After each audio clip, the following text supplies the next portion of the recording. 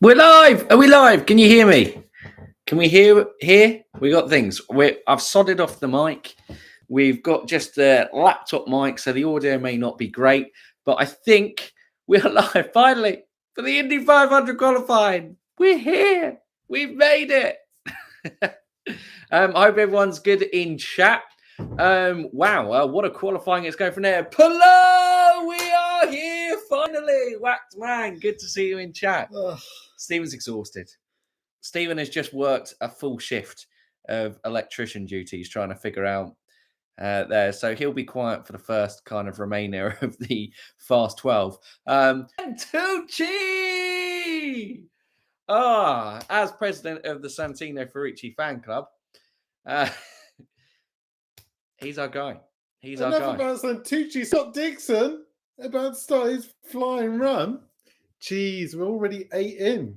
Enough about Santucci. The 8 runner. Do we ever my pick? Well, obviously, we'll have a debate about it during this stream, and once we get a hold of things, we can talk about qualifying, kind of themes and running of it.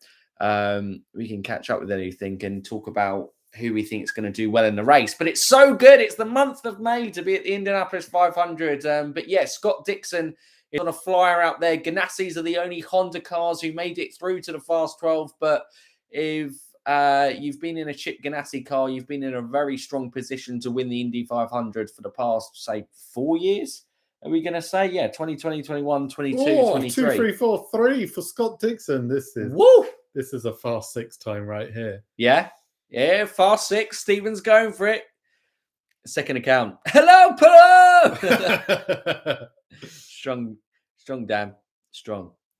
But yeah, good to see everyone in chat. Hopefully we're going to enjoy sitting along for qualifying here. It should be really good. We've got Emma Dixon on screen. She will be nervous. Can Scott finally get another Indy 500s? We'll have to wait and see. I mean, getting one is achievement enough, but you just feel for how quick Scott Dixon here is. Average 2:3.38. Yeah, this is looking good. Yeah, that's not much drop off on the second lap. He's looking tidy so far.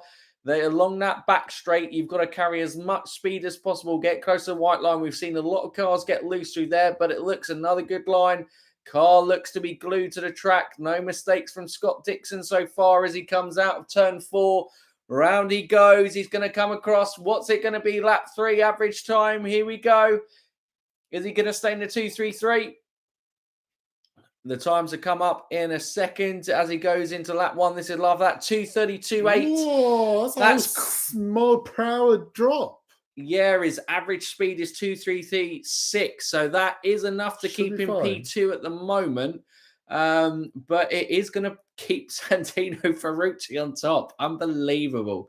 Santino Ferrucci is out there on top. Look at that time speed from Ericsson, 2:32.8. Well, and so Scott Dixon comes out of the last four, turn 4. He crosses the line. What's it going to be? Scott Dixon.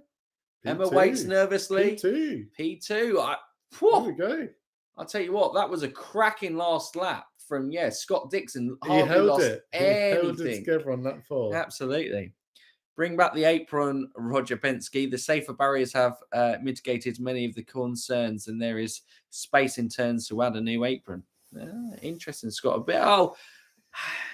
interesting to see if they will make any additions to the speedway now. TK is being interviewed there. Obviously, currently sitting in P5. He would be hoping to get qualifying in the front row, but VeeKay, Palou, Rossi, and Rosenqvist are definitely going to have something to say with that. Yeah, he's on the edge. I would say his teammates in Rossi and Rosenqvist will definitely get into that fast 6 if yesterday was anything to go by. Alexander Rossi has just been lightning, it looks here all weekend. I've been watching qualifying all weekend and it's been brilliant. Bow, this is your first experience of Indy 500 qualifying. It's a fantastic weekend. There's no qualifying like it in world motorsport. It just adds to the whole event of the race. It's just a whole incredible thing. And when we get a bit of a quiet gap, which this may be it. Stephen, do you want to give a bit of a rundown of your thoughts from qualifying yesterday? This is full stop. We get a break after the first 12. Calm down. Well, do you want to run us through Rinus VeeKay? He looks like he's getting ready. He's got up to speed, and I believe he's about to start his first lap as he looks really quick there coming into it. The man in gold and white from the Netherlands. Ed Carpenter's always looked strong in Indy 500 qualifying. Well, in recent years. Yeah, they do indeed. But this is the only Ed Carpenter racing car to have got through. Yeah. So it looks tidy through turn 1 from Rinus VeeKay. As he goes through turn 2, the car is looking good at the moment. Speeds are up. What can he get up to on the back straight? He's up to 236, 237, 238, 239. Can he hit the 240? He's up there, 240, 241. This is good speed from Rinus VeeKay. Comes out of turn 3, looks tidy in there. Good exit. Leaning into the apex on turn 4. Another good exit there. What's he going to be? What's this time going to be on the first lap? This is what sets your whole, the whole precedent for the rest of your 4 laps, and it sees how much you kind of drop off. I think this is from good. there. 2, 3, 4, 5. Hello, VeeKay. That is a quick time. That is a quick time as we fly out there. Now, can he hold on to it? Looks a good start. He's now down the back straight again. Rinus VeeKay. He is representing Ed Carpenter Racing here as Connor Daly looks on as his teammate as he's frustrated that he's not in the fast 12 today. But his teammate is running well as it exits turn 4. What's the second lap going to be? Is he going to maintain it? Is it going to be in a high 233s? We'll have to wait and see. I wonder what Santucci's time was. Maybe someone in track go from there. 2, 3, 4. That's another good speed. Hasn't dropped off. It looks really good from Rinus VeeKay here. Think this could be a solid spot going into the fast 6 later on today. He's down the back straight again. 238, 239. Can he get up to 240 again? 240, 241. He even got up to 242 there. Good exit from turn 3. Maybe a little bit loose out of there, but nothing too much that should affect his speed. Another good exit from turn 4. Rinus VeeKay. Here he goes across the line. Final lap. How much has he dropped off on lap 3? How much has he dropped off? Waiting for the speeds to come in. 2, 3, 3, 5. Oh, he's held it. He's held. This could go quickest. It is. At the moment, it is quickest, but he's going to have to put in a hell of a last lap to stay ahead of Ferrucci. But I think this is going to be P2 as it currently stands. Rinus VeeKay here as he goes into turn 3, as he goes into turn 4. Last lap here. This is the big one. Can he secure his place in the fast 6? If he gets here, if he gets P2, he knows he's going to be in the fast 6. He gets across the line. I think it's enough for VeeKay. Yeah, it goes P2, 2:33.8. 1/10 of a mile per hour. Jeez. Absolutely. Santino Ferrucci, I think, produced a pretty magical lap there. I'm sorry we weren't there to kind of witness it, but Rinus VeeKay, wow, what a lap. He was saying that Ed Carpenter Racing is so strong here in qualifying, and VeeKay, yeah, I mean, he's qualified on the front row here. I think it's a couple of times now, isn't it? But yeah, he's fantastic in that Bicknell white and gold car for the young Dutch driver. Hey, Tara Shevchenko, good to see you. Aaron Bentner, wow, fast 6 is going to be fire. It certainly is going to be fire. Certainly is indeed. Thanks for everyone who have got the who are liking the stream and watching the stream as well. I appreciate you as well. I attended the GMR GP last week. I'm glad Stephen came back from his undisclosed location. He did. He made it back. He made it back. Do you think Pato's safe here with a 2-3-3-2? 2, 3, 3, 4. Because in theory, we're going to have the 3 best qualifiers from yesterday putting in laps. No. Do you think Pato's safe? No. Jeez. That would be a shock. So Ferrucci, VeeKay, and Dixon have made it. They are through. You see, Sato and TK probably are definitely going to get bumped. But all it takes is one moment and it'll cost your entire run. No second chances. It's all down to Alex Palou, but Scott Dixon, you know, he is so good here at the Speedway. And he's got into the fast 6 again. It would be no surprise if we see Scott Dixon on pole position in a few hours' time. Here we go. Alex Palou's run. This will be the tell if Pato is safe or not. Whether Alex Palou can deliver.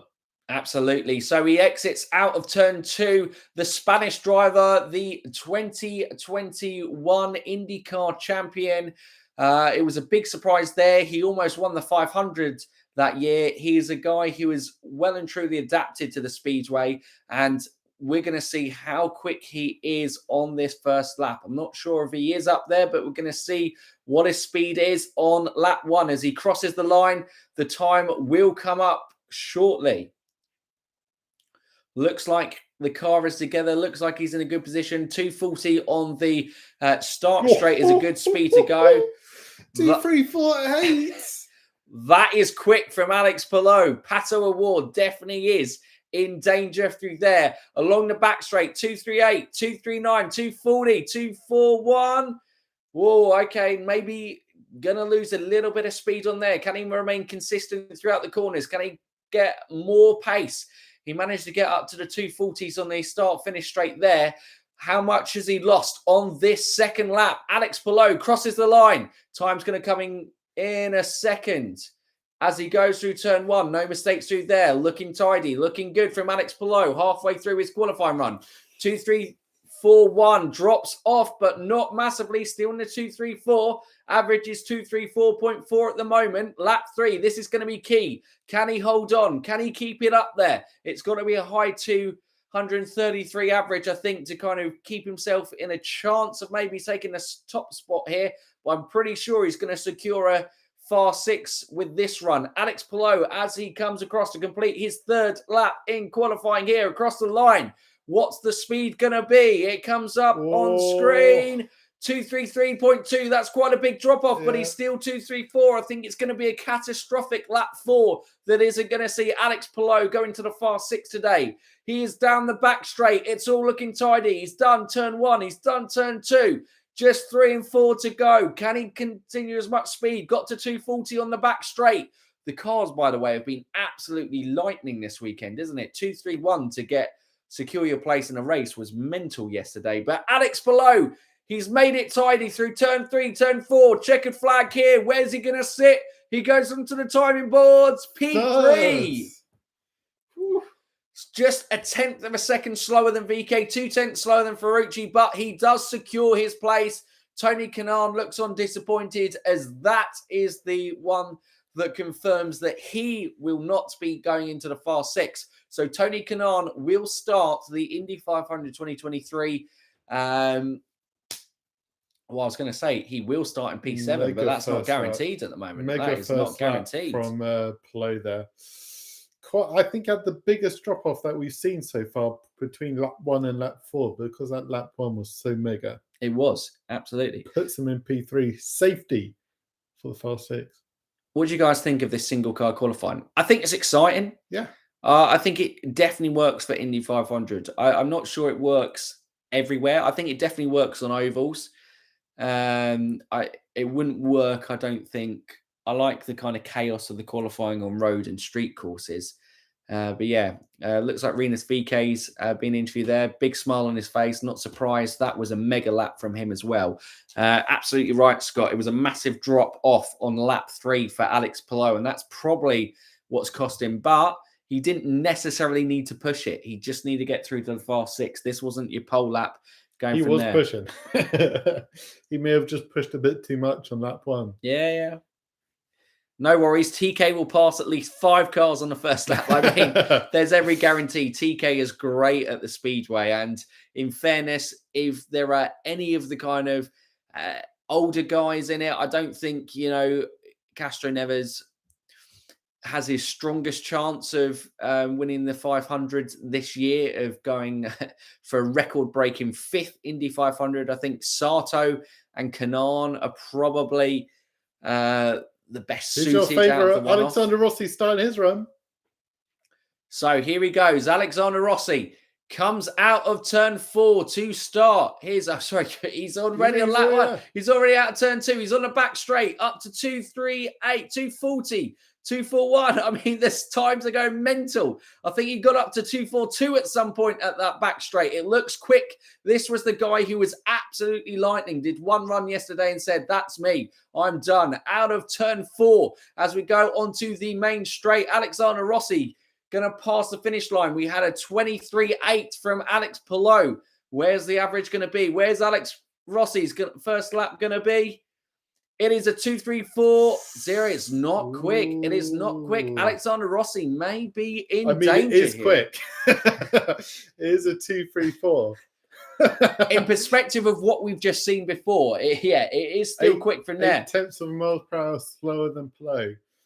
But it could mean if he holds it more consistently than Palou, still going to be a quick time and probably good enough. Yeah, absolutely. Well, his lap 2 is about to finish there, as we were discussing. We have Alexander Rossi cross the line. What's the drop-off been from lap 1 to lap 2? Is it still around the 2.34 mark? 2.338. 2.33.5. Okay, wow. Alexander Rossi, I don't think he's in danger, but Pato O'Ward may be feeling a little bit more comfortable. Hold these 2 laps together. He's into turn 3.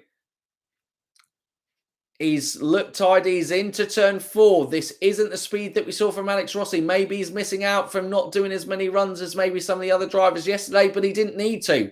He was just keeping his car fresh. He felt in a zone. He was good. Last lap here. Where's it going to go? Where's it going to go? He should have this. He should have this. Or possibly Pato. He's out of turn 1. He's out of turn 2. Looks tidy. Very close to the line there. Getting high, but not high enough. 2.33. About 0.5 of a drop off there. He's up into that 6th gear, down the back straight into turn 3. He's looking good, looking good. Nice and tidy out of there. No kind of drift in the back of the car. Into turn 4, hits the apex well. Good exit out there. Should be enough to see Alex Rossi into the fast 6, but by no means a blistering quick time. But I'm still backing him to be my favourite. He's coming to 6th. Oh, wow. He's on the edge here. Oh, wow. That is a huge drop-off from Alex Rossi. Rossi is in danger of not making it. Did I miss the moment? I don't know. There was a jinx and a half. Absolutely, Zoe. Absolutely, Zoe. It was disappointing for Rossi indeed. All he needed was a 2.32 and he probably would have edged Pato. But it's all on Felix. Felix still has to get the job done here. Indeed. Don, we did watch practice. I've been keeping up with... we haven't actually been able to watch it live, but I've been able to kind of follow up all the highlights, seeing the context in there. Yeah, the Honda engines I know are struggling. We've, I think, Scott Dixon and Marcus Ericsson had to replace their engines after Fast Friday. But Alex Palou is looking the strongest of the Honda boys out there. But yeah, Ferrucci has had pace in his race car and in his qualifying car. He's looked confident all weekend. And yeah, Santino Ferrucci, could it be the year for Santucci? We'll have to see. I'm shocked.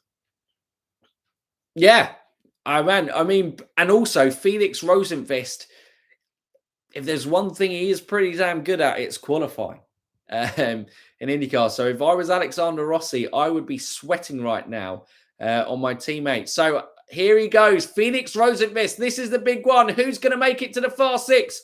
Rosenqvist or Rossi? He's out of turn 2, down to the back straight. Where can he get his speeds up to? It's looking good so far. Looks tidy out there. I haven't seen any kind of twitches in the car so far. He's coming into turn 3. Looks like he's going to get a good exit. Yeah, I mean, that camera angle of the cockpit just shows so much of the G-forces, that pressure. Your kind of neck is almost like constantly being fought against you. Comes out of turn 4. Looks a tidy first lap, but how quick is it going to be? It looked quick. Is it quick enough for Felix Rosenqvist? I'm not going to time. We're not getting times at all out there at the moment. But it looked like on the main straight, he did manage to get up to 240, which was similar to what Alex Palou was getting up to. So I imagine it's going to be good. Just right on board. I think with us not getting any times as it currently goes on there, it's just seeing if Felix Rosenqvist doesn't bin it. But out of turn 3, good. Out of turn 4, good. Lap 2 going here. Is Felix Rosenqvist on the money? I've got no idea, but he's held it together so far. Alexander Rossi will be... Well, he won't be praying for his teammates to go from there. That was his first lap we were just watching. Oh, my God. Unbelievable. You Look at that. This warm-up. Jeez, unbelievable. But 2.34.5, that is quicker than Rossi's. Look at Santino Ferrucci, big smile on his face, looking really relaxed. There's a man who wants to win the Indy 500. Out of turn 2, onto the back straight. Turn 3, turn 4. I'm losing it. I'm getting distracted by Ferrucci count. Lap 2 to confirm here for Felix Rosenqvist. Does it look good? Does it look good? What's the time going to be? That looks quick across the main straight. This is strong. This is really strong for Felix Rosenqvist. He's only dropped 0.3 of a miles per hour. I'm sorry, Alexander Rossi, you are not making it to the fast 6 because Felix Rosenqvist is quick. He was the guy who ended on P1 yesterday that got him this last running position in the fast 12. It's going to be interesting to see. He could top it. He could top it because he is flying out there, carried plenty of speed. Lap 3 coming to an end. It was a good exit out turn 4. White flags waved for the last lap. Here we go. Felix Rosenqvist. Oh, 2:3:39. Yeah, this is it. This is it. If he doesn't drop off massively in lap 4, this is the guy going to the top of the timesheets again. Felix Rosenqvist loves how his car is feeling in this qualifying trim at the moment. He is flying out there along the back straight. Is he up to 240 again? He is indeed. Turn 3 looks a good exit out of the apex. Nice kind of gap between the wall there. Good entry into turn 4. Good exit out of turn 4. Here he comes across the line. Will it top Santino Ferrucci? I think it might. Here we go. Felix Rosenqvist. Top of the charts into the fast 6. Alexander Rossi is out. Look at that Arrow McLaren team. They have looked lightning quick. Jeez. Is that quicker than Scott Dixon's pole up last year? But you have to say Ferrucci is kind of saying fair play. It's a great time. But considering the running positions for Santino Ferrucci to be that close, it's going to be a hell of a shootout between them. I know. It's an unbelievable time by Felix Rosenqvist. That's one of the quickest laps we've had around the 500, right? He is I can't remember what smoking. Scott Dixon's pole was. I can't, but that was an unbelievable time. I feel like this is definitely going to be the quickest entry to the Indy 500 ever, for sure. Marlboro Man at the top. Absolutely. Jeez. Yeah, he is freaking fast. Whatever changes they made is working. Absolutely. Rosenqvist. What a time. What a time so there. Your favourite for the pole sitter is now out? Do you change it to the guy who knocked him out? No, I'm changing it to Santino Ferrucci. Well, let's be honest. Santino Ferrucci is 1.5 off here, are we saying? And he was one of the early runners. The track seemed to get better looking at it. It's only Alex Rossi didn't kind of put his lap together. But if you look at it, out of 3 out of the last 4 runners are in the top 4. Yeah. So the running position seems to work. Equally, those were you got progressively better qualifiers as it went on. Yeah, you do indeed. According to yesterday's results. Yeah, you do indeed. You do indeed. But I just have a feeling about Santucci. I've got a feeling about Santucci for this weekend, for next weekend. He is my favourite for the Indy 500. This is going to be unbearable. Santino Ferrucci wins the 500. Stephen will quit the channel. So I'm out. I can't hack it. I'm out. Go from there. Wonder if Zach Brown made the trip for qualifying. Yeah, I wonder indeed. Because obviously Imola was cancelled. And so he wouldn't have had any F1 action for sure. But wow. Yeah, okay. Let's try and debrief that kind of fast 12. I know obviously we missed half of it, but we're with you now for the rest of qualifying. But yeah, Felix Rosenqvist, what a time. He is lightning. I mean, obviously he had a lightning quick time at the back end of yesterday. And yeah, he must be feeling super confident going into the fast 6 later on today. But we have 2 Hondas in there. Scott Dixon, who is so good at getting pole position here at Indy, but I don't know, he doesn't have that kind of same feel to him as in previous years in that qualifying trim for sure. But is that going to benefit him in the race? Possibly for sure. He's always had a quick race car though. It's always just been that little moment that's happened. Have indeed. Scott Dixon. Damn, what have you missed? Rosenqvist being on fire. There was literally fire coming off his wheels. He was going that quick. It was unbelievable. Tony Kanaan's consoling, Alexander Rossi, who's absolutely gutted that he hasn't made the Fast Six. Apologies to any Alexander Rossi fans because I am the one who massively jinxed him. Still on row 3 though. Yeah. So he's not far from the front. Absolutely. Sure. And we've seen that Alexander Rossi can overtake so well here at the Indianapolis Motor Speedway. So it's definitely not a position. It's definitely not a weak position to be starting the race from, for sure. And we do know that kind of first part of the Indy 500 is all about, first of all, surviving in a bit, but it's playing the chess game and going from there. Exactly. Rossi is still inside row 3. Not bad. It's not bad at all. It isn't bad at all, but he would have been feeling that this was his best chance to get a pole position for a couple of years, for sure. Because obviously, his last 2-3 years at Andretti haven't really been happy times for him, but he seems to have kind of reinvigorated himself with Arrow McLaren. For sure, this season he looks more the Rossi that we're used to. So row 3 is now locked in. Alexander Rossi, Takuma Sato, and Tony Kanaan. What a row 3 that is, by the way. Any 3 of those could easily see them drinking milk at the end of the Indy 500 next week. That could be there. Last year's winner, Marcus Ericsson, is on the inside of row 4. Benjamin Pedersen in the other AJ Foyt car. Really impressive from him as a rookie. And Will Power, the only Penske car to make it into the Fast 12 starts on the outside of row 4. Just shows how locked in that AJ Foyt car is. That no disrespect to Pedersen, but his qualifying pace hasn't been there so far this season. Well, neither has Santucci, to be fair. But that car is now completely locked in for the 500, delivering 2 of them in the Fast 12, and one of them looking one of the favourites for pole.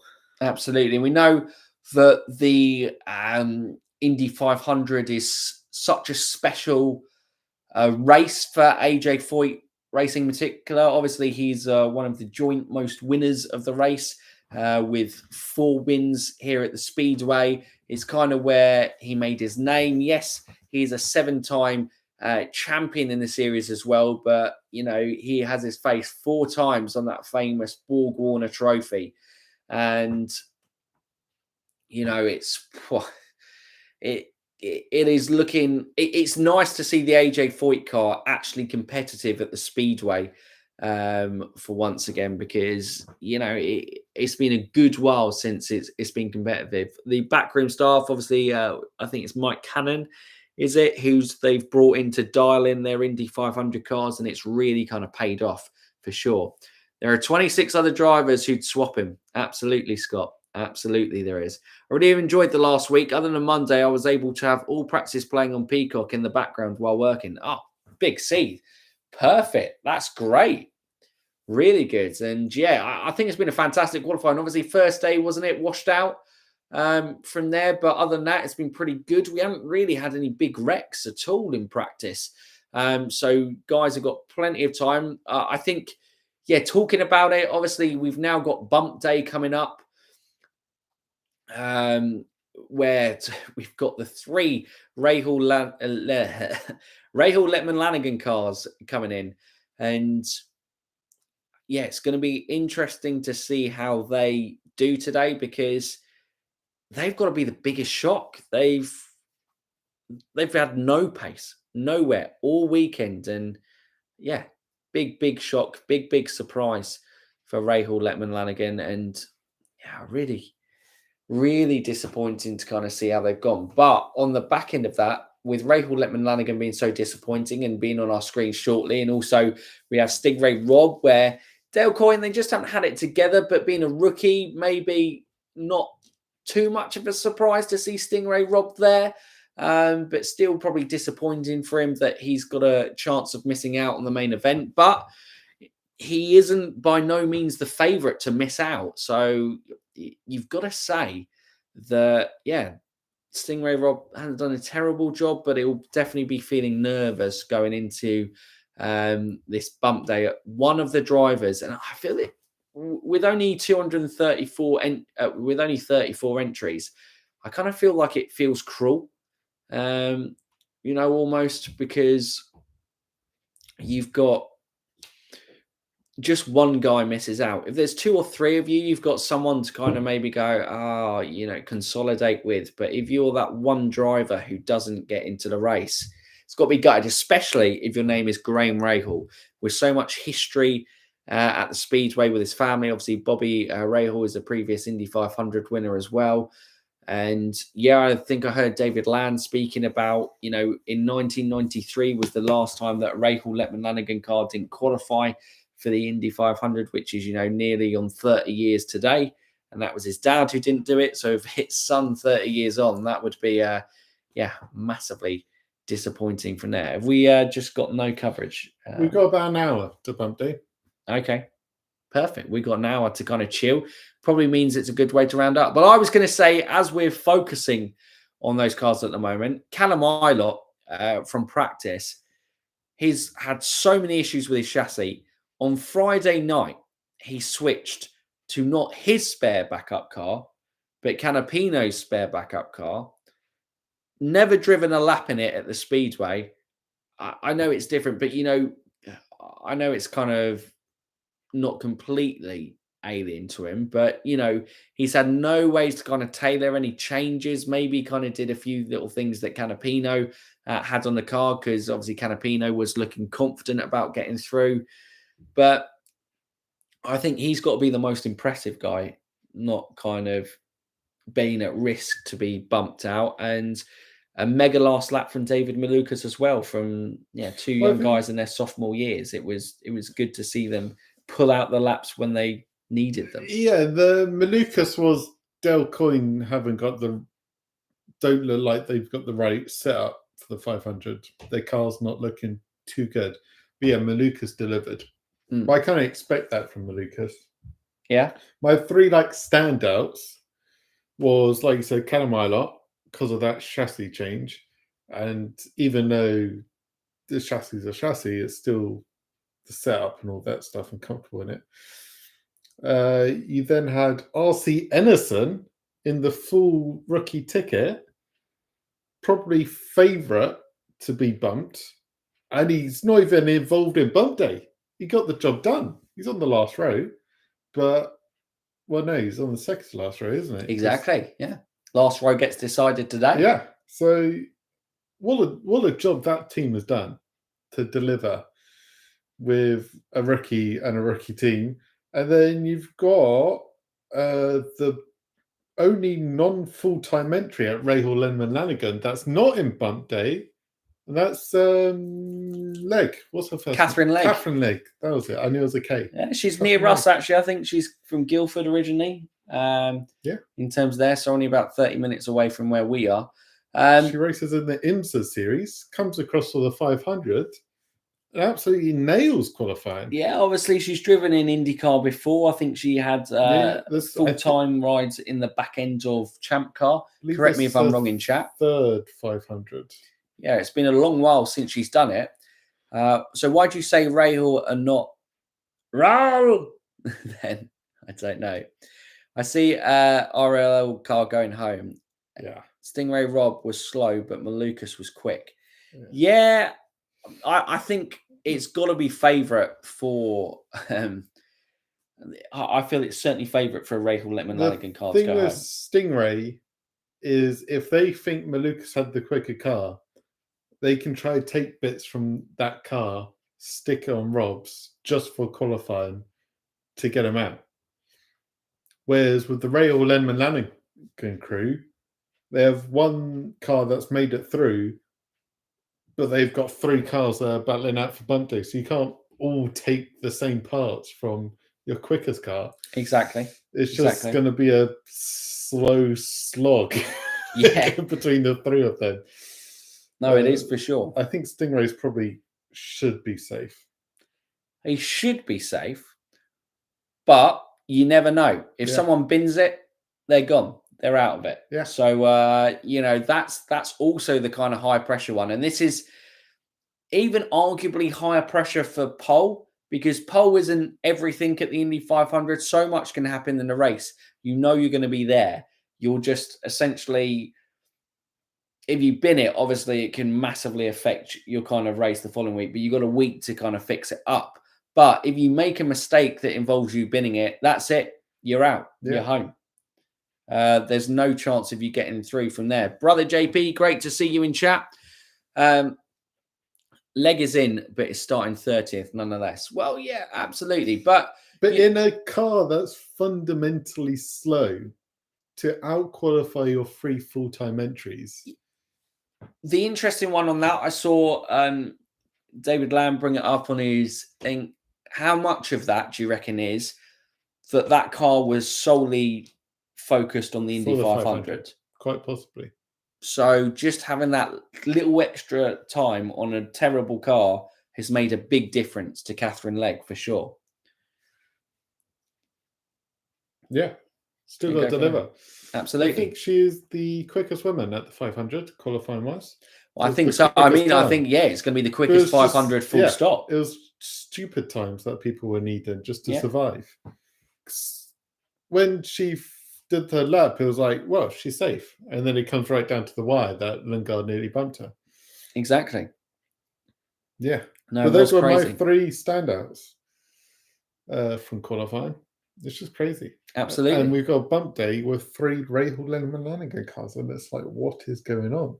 Yeah. And obviously all that action is going to be unfolding in about 50 minutes time. We're going to be there. John DeBoer, hello. How's VeeKay doing? Very well. Was P3, but looked very quick in the bit. Now, obviously, the only Ed Carpenter racing car to make it through to the Fast 12 and now make it through to the Fast 6. So he's doing very well. Carl, when do you guys think, who do you guys think has the best Indy 500 livery? I think for patriotism, Santino Ferrucci, I think has quite a, but genuinely, I think he has quite a good livery. Jenny is. I do like the all orange car of Alexander Rossi. Yes, that is a nice car. I think that is a nice with the accents of blue. The American Legion car, I always quite like that kind of livery for Alex Palou from there. But there may be 3 for me. And the Shell one of Joseph Newgarden. Yes, that's a great one. Yeah. And for a shout out for classics, probably the Penn's Oil one from Scott McLaughlin. Yes, that's always a standout kind of nice special livery. Where is Scott? Honestly, yeah, we'll talk more about that in a bit. But yeah, we will indeed. Well, I was going to say now we've kind of exactly Scotty Max Yellow Submarine Scott. I mean, it's a classic, isn't it? The Penn's Oil livery. Yeah, I mean it's got such a strong history at the 500, the number 3 Penske car of winning the event. So yeah, it's always going to be one for fans that they always really look to go from there. Yeah, there you go. Scotty Max Pennzoil livery is a classic. Absolutely. Can we have a counter for how many times Mike has mentioned Santucci? We've got to be in triple figures by now, haven't we? Santucci, counter! Ding, ding, ding, ding, ding. McLaughlin is one of my favourite liveries as well. Absolutely. And he committed with the Rick Mears helmet design. He did indeed. And, you know, it's not out of the question to think one of those guys, because I think the Penskes are confident in their race car, as always. It's just qualifying, but they have qualified as a group better than they have done, say, in the past few years. So they're certainly going in the right direction in qualifying and the Penske. So it's going to be interesting to see how it plays out. But Stephen, do you want to give us a rundown? Obviously, you were able to watch the kind of full qualifying day one yesterday.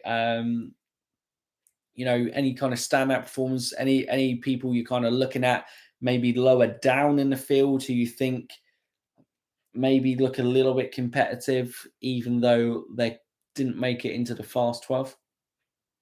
Whoa, that's like a tricky... It's a tricky thing to say. Sorry, Stephen, I just give all this kind of discussion points and I've just pushed it right over there. There you go. Like 4 hours. Have that. 4 or 5 hours and you've gone, your fault. Yeah, exactly. 4 or 5 hours. I've given you my 3 standouts at the bottom. About making it at the bottom, let's go further up the field, because we, you know, people I think will be quick but were slow in qualifying is what you're asking me. I guess no one was slow. No one was slow. Exactly. Ryan Hunter-Reay's got a good car. Where's he, about 17th, I think?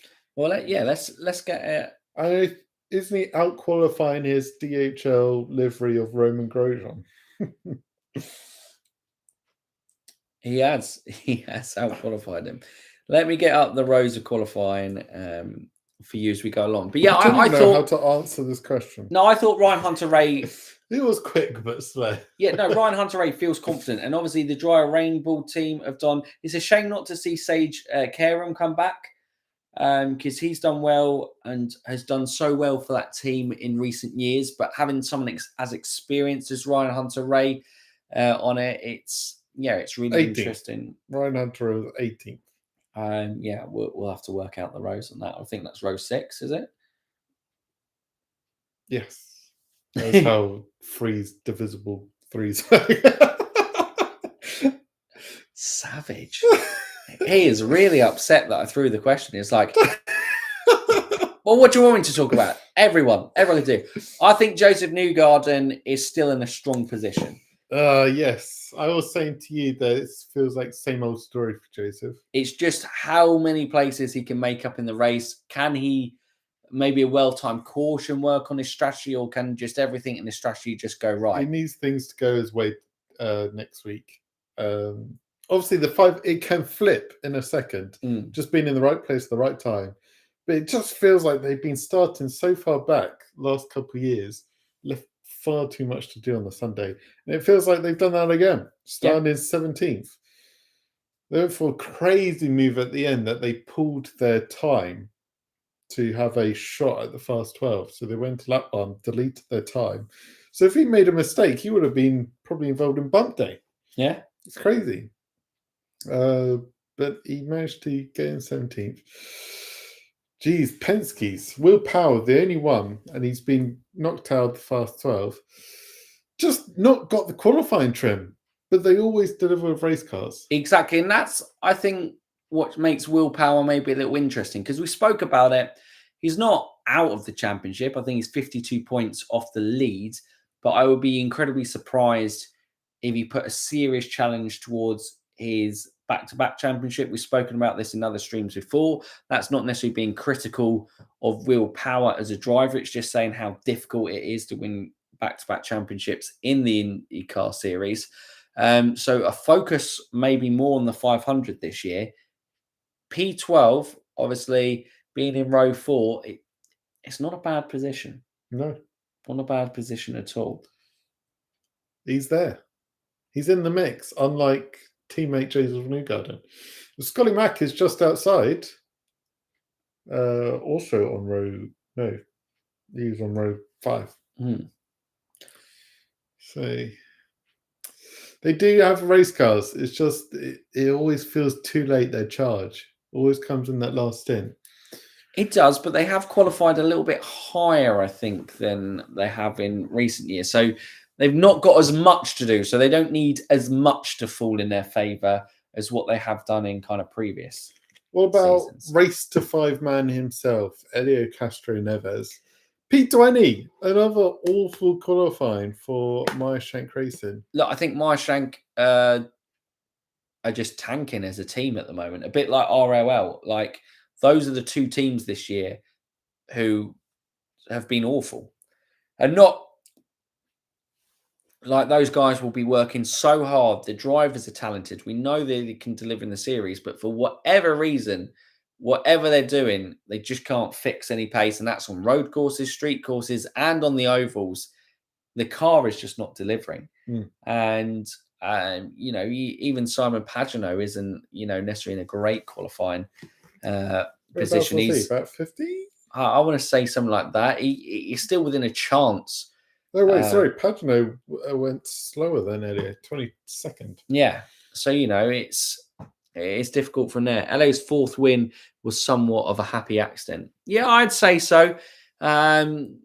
He was the experienced guy at the front, and maybe if it was a year later for Palou may have had the experience to see at home in that, but not everything could have gone right for Alex Palou that season. The championship was enough. But yeah, Alex Palou is going to be a strong contender here today. But I guess probably before we go, we'll take a break from kind of individual drivers. I'll try and see if there's kind of... Rogo looks good at Texas, so we can't count him out of the race. He is learning well are racing ovals. That probably goes quite nicely. Andretti Autosport as a team. Obviously, we've been used to seeing Colton Herta as a regular in these kind of Fast 12 shootouts from there, but it pretty much sums up Colton Herta's season in the fact that it's not really there. Yeah. Rogro and Carl Kirkwood. Carl Kirkwood was the quickest of the Andretti Autosport drivers. I can't remember where he was. Was he 13th? Something along those lines. But yeah, 15th. Disappointing for Andretti Autosport for sure. For sure. Yeah, but, it's like where are they? No entries in the Fast 12. Yeah. But I think where I was going to go with it is that's more of a reflection of Honda versus Chevy this year rather than necessarily, because we know we've seen like Grosjean and Herta and Kirkwood competitive in the road and street courses. But yeah, on the ovals at the 500, Chevy definitely, at least in qualifying trim, seem to be having the upper hand over the Honda cars. Obviously, Upshift F1, great to see you. Yeah, long time no see as well. Good to see you in chat. But yeah, I think it's no surprise that the only Honda cars, if there was going to be a team that got through, was Chip Ganassi.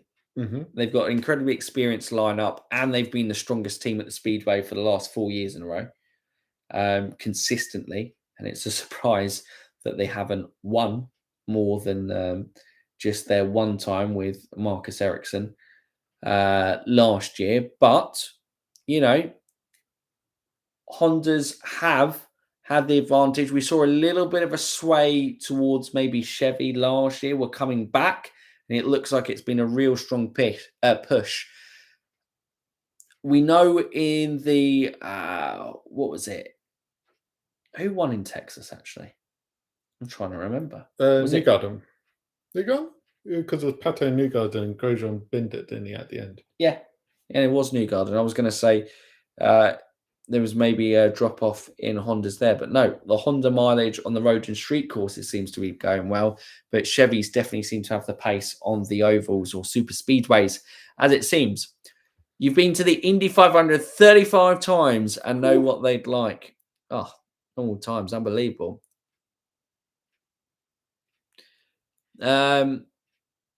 This year's RTI drivers have looked awful this season, and then they're the Indy Lights purse debacle last year. Yeah, they haven't looked great, have they? But Pedersen has got into the Fast 12, but like you said, I guess that's more of a reflection on AJ Foyt's car as a whole rather than Pedersen, because he hasn't really done anything all season.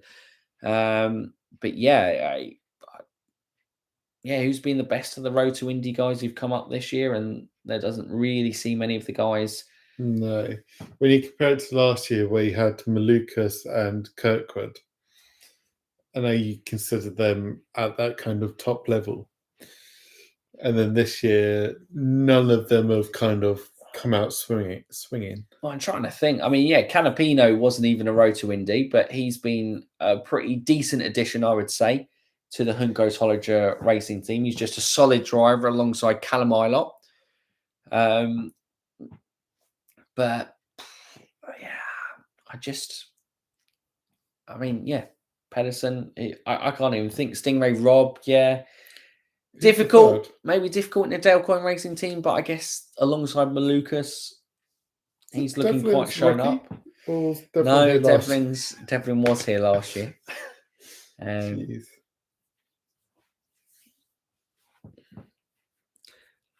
Ilott will probably stay with Juncos, I'd imagine. Yeah, I reckon so. I'm curious to see if Chevy can disrupt the Honda dominance that's happened the past couple of 500s. Mileage is important, but if the tyres are knackered before it becomes an issue, it won't matter. Absolutely. Exactly. Yeah, the tyres have been a big issue on the 500 this year as well.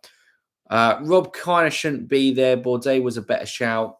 He was, but I think as soon as Bourdais left the sport, I think he's quite happy, settled himself into the sport car racing scene now. I think who was the Swedish bloke? Was it Lundqvist? Lundqvist, yeah. Yeah, I think he was probably the better shout between Pedersen and Stingray Rob, but there are a lot more politics in racing to just securing a seat than just kind of being a talented fast racer driver. What's it? Scott always likes to remind us in chat: talent doesn't win you anything. You've got to put in the hard graft, and you've got to have a little bit of luck that goes your own way, but you've got to be able to consistently perform and make the fewest mistakes. Scott Dixon's career, you wouldn't say necessarily he has been lightning quick at times, but maybe not consistently the quickest driver, but he has consistently been the most consistent driver. And I wonder how many times I can say consistent. Consistent consistencies of consistent consistency. Yeah, there we go. Tom Kendall, I won't. There you go. Very honest of you, Scott, to kind of credit it elsewhere. Max Chilton should have gotten a seat. Absolutely, Dan. Hometown boy. Hometown boy. I think we can all agree that Devlin can go race something else. Bring in Ricardo instead or someone. Ricardo. He doesn't want to come to IndyCar. He doesn't, which I think is silly because I think Daniel Ricciardo actually would suit. You'd have a lot of fun. He would suit the IndyCar scene very well, and he can see Roman Grosjean, and he loves racing, and what better racing can you get other than IndyCar? And he loves NASCAR, so it can't really be an oval thing. So yeah, I don't really know. I mean, his moves would maybe irritate a few drivers because he loves a lunge. Says Daniel. A good old lunge. We'll go from there. Ricciardo is going to grasp onto F1 as long as he can.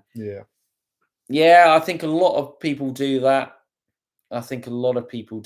Indeed. And yeah, I don't think we'll see Fernando. But it was interesting. I think recently I saw quotes of Hamilton has been very, I wouldn't say anti-Indy, but definitely not complimentary of IndyCar. So it was interesting seeing recently that his stance had softened and saying that he'd like to race. He'd been watching. Those cars. He'd been following the season. Yeah.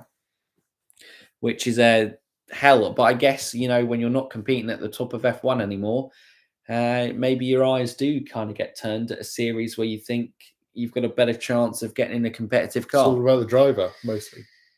Yeah, you're right. In a Rahal and Lanigan car. Then it's all about bump day. I wouldn't be surprised to see the Iceman Scott D win his 6th 500. 6th? When did he win his 2nd, 3rd, 4th, and 5th? Brother JP, when did he win it? 5 years project. Oh, 5 years. Okay, 5-year project. I mean, arguably, maybe Scott Dixon should have won 5 Indy 500s with how good at qualifying he's been here. But yeah, he hasn't won since 2008, Brother JP. It's the damn 500. How could a racer not want to do exactly? Absolutely. I mean, what do we call it? The greatest spectacle in racing. This is the highlight of the racing calendar. Every year, this is the race. And Texas was unbelievable this year. Mm-hmm. That's probably been the race of the season so far. For sure. For there. So if I know Pato was saying that, the new aero package at Indy hasn't done anything for it, but if Texas is anything to go by, we could be in for a hell of a 500 for sure. Yeah, Dom, I think you're going to see more F2 drivers in IndyCar. Those guys are hitting their carbon fiberglass ceiling. Yeah, I think they are, Don. And I think if the road to Indy starts to stall and, the F2 guys continue to see the successes of the guys like Lundgaard come over here, Ilott come over here, Marcus Armstrong's obviously been doing a decent job in the road and street course in that 4th Chip Ganassi car as well.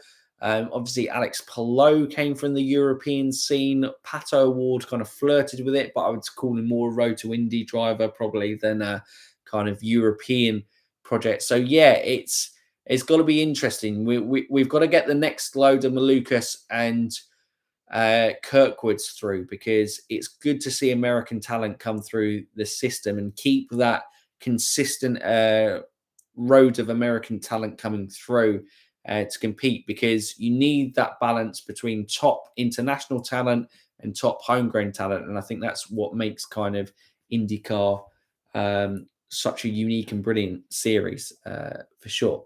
Question: What is the Euro Answer. view of the 500? And also, what is your opinion on the third leg of the Triple Crown, Monaco or the F1 title? Okay. Stephen, do you want to have a go at answering that first, or do you want me to go? First part of what was the view of the 500 from Europe? Yep. I think... I don't think I can answer on behalf of Europe. No. My general feel would be it's undervalued, generally as a whole. I'd say it's noted, but you have to know about IndyCar or know about racing to know it's about. I would say the 24 Hours of Le Mans is probably held in higher esteem in Europe than the Indy 500. People are probably more familiar with it. Yeah. Yeah. I wouldn't go as far as saying holding in higher esteem. I think it is probably more familiarity. Generally, when I hold a kind of question of that, of when I put it out there with a European fan base, I think a lot of people come back at me with the 24 Hours of Le Mans, and I go, no, it's the Indy 500. But all of its opinion. But I would say generally as a whole, you're saying not quite as far, but the Le Mans would probably be more well known. The Indy 500, you only know about it if you know racing or you're kind of in racing. Sky do a little bit to promote it in the UK, but it is a heavy focus on Formula One. The second part, it would be Triple Crown's got to be Monaco, I think, because it's races for me rather than I know historic Monaco over the years has now become more of an exhibition. What's the question? Well, sometimes the Triple Crown is discussed as winning the Indy 500, 24 Hours of Le Mans, and the F1 Championship, and sometimes it's discussed as winning Monaco. I think for me, the Triple Crown, in my view, is Monaco, Le Mans, and the Indy 500 because it's a race crown rather than, I know the F1 Championship was there, but that's where I would have gone. And for now.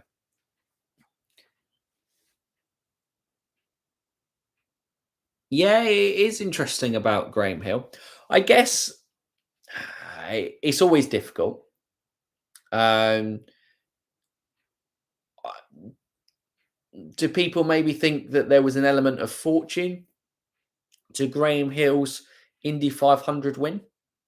I don't know if that's go for it, but there's always an element of fortune to most things, especially in those days in the Indy 500. It was so much carnage and chaos. I mean, there was no guarantee you go in it. Actually, funny enough, you have Graham Hill being spoken about. Damon's about talking his dad's on screen currently now with the Sky F1 coverage on that front. But yeah, it is interesting. He's not really brought up in all-time great lists too often, seeming as is the only driver to achieve that. To achieve the actual Triple Crown, yeah.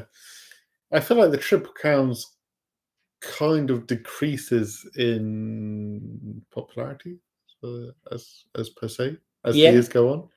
I don't think many people talk about it, especially within the F1 world. And I think it only had a resurgence when Alonso was trying to win the 500, but now that Alonso has put the 500 behind him, which is a surprise because if he kept on going with Arrow McLaren, actually, he would have probably had a very good chance of winning this year. If he stuck it in. So you can see TK's put up on 7th, wasn't he? No, he 8th. Was 8th. Yeah, 8th. Rossi But 7th. Rossi 7th, 8th, Pato and Felix Rosenqvist in the Fast 6. It's a very strong car this year, and would have had a very good chance of winning it. Did you see that F1 owners want to buy IndyCar and turn it into an F1 feeder series? What? I did see there was some things of Liberty Media looking to buy IndyCar. No. I don't think there's much about it because I can't see Roger selling. I'm going to say Liberty Media have ruined F1. Not ruined it because it's still in a state to go from there. But F1 has got worse since the takeover of Liberty Media. In some ways, commercially, they're a lot better. But I think as a fan of the sport, if you were a fan before the Liberty Media takeover, which obviously we were, I think the sport as a whole has got a lot worse. So I would want them not to I wouldn't touch it with a barge pole. If I was IndyCar, I would be like, IndyCar, we're doing fantastic. Just enjoy that. They can keep F1. Do you have a there. minor stake in Meyer Shank Racing? Am I right in thinking that? Liberty Media? Yeah, they do. I think it is. And so that's why that team's gone downhill. This was a 500 winning team. Where have they been? Last 2 years, nothing. Absolutely nothing. Yeah, I mean, it is really funny that... not funny, because I like both Meyer Shank Racing as a team and I like Jack Harvey as a driver. But since that split, it couldn't have gone worse for both the driver and the team. Yeah. I just don't get it. I know the 500, you can't take it for granted your success, because the 500 will treat you however the 500 wants to treat you. And you can't, it's not guaranteed, even though they've won only 2 years ago. But it's like, how? How was they qualifying? Because where did Elio qualify when he won? Like fourth, wasn't he? Wasn't he second row, third row? He was definitely in the first. No. He was, I think, in the top 12, but I don't think he was in the Fast 6. No, he might have been. He might have been 6th. You're right. He might have been second row. Yeah. He was up there pretty much all race. Exactly. But they just haven't been able to deliver a race car here. No. You look at a team like AJ Foyt, who've been awful everywhere so far this season, and they've rocked up with an incredible 500 package. Yeah. It's like, what? What's going on? It just boggles my mind. The 500. Well, you can't expect anything. No, it is the biggest kind of the Indy 500 chooses you. You don't choose to win the 500 or whatever, or something along those lines. In terms of it, in terms of the speedway, you are at the mercy of the speedway. You can be lightning quick. I mean, just ask Scott Dixon. Scott Dixon has probably been one of the quickest guys at the speedway many a year, and it just hasn't fallen into place for him. I mean, in an era where Ganassi have probably had the most dominant car at the 500, to win it 1 out of 4 years, still impressive, because winning this race is an unbelievable achievement. But to win it they definitely had the car to win it, mate, 4 out of 4 of those times, I would say. Yeah. Arguably. For sure. Does the last chance qualifying start in 25 minutes? It does indeed. So this is that will be the shootout to see who kind of makes it. It will be Jack Harvey, Graham Rahal, Christian Lundgaard, and Stingray Rob competing in that section for sure. Rick Mears won from pole 3 times: 1979, 1988, and 91. Good bit of IndyCar history there as well. I'm out of town next weekend, but I'll be at Detroit GP. I'll be you on track commentator. Don, we'd love it. Absolutely. Santucci! Down to our on-track reporter, Don. We'll be looking out for you in chat, Don, for sure. Okay. So Don's asked us to pick a pole sitter. So we've got Kyle going for Felix, Big C Burger, just on the Liberty Media one. I think F1 definitely would have survived without Liberty Media's involvement. It definitely would have. I don't think Bernie needed to sell. Bernie only sold because they gave him a fat load of money. And at the end, Bernie was more about the money than the sport. But he definitely did love the sport in the early days. So Felix for pole from Kyle. Santucci from Nominal Times, with Kanaan to win the race. Cool, gone double there. Big C Burger, Felix for pole. Santucci for Dan Philpott. Rosenqvist for BL. Elio was on pole for only his 2009 win. Stingray will use the power of the sea to get in. Brilliant. John 3:16, and we'll see him through. Bernie got a crap ton of cash, and he's 352 years old. Absolutely. And still a brand new dad, wasn't it? Like a couple of years ago. I mean, that's slightly creepy in my books. But hey ho, if you still can put it about, I guess, why not?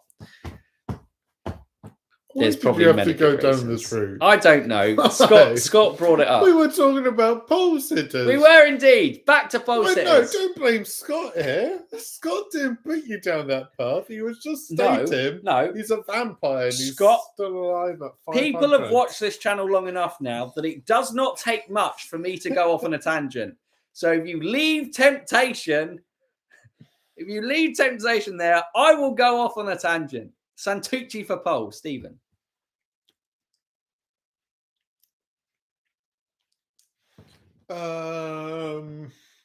You're feeling a Chevy. I want to say Felix. And I'm going to stick with Pato. Pato! Dan, Scott did nothing wrong. VeeKay. Like it. Good shout. He did look very quick. Any updates on the T-shirts? Don, no, I'm still looking into a different supplier in terms of seeing what's the best kind of cost-effective way of getting it made cheap and not charging you guys too much for it, because I don't want to charge you guys kind of a lot for it. Eric Marchesini, good to see you in chat. Long time. Hello, hello, hello. Corn will win. Thanks, Dom. Corn always wins. You go from there. Right.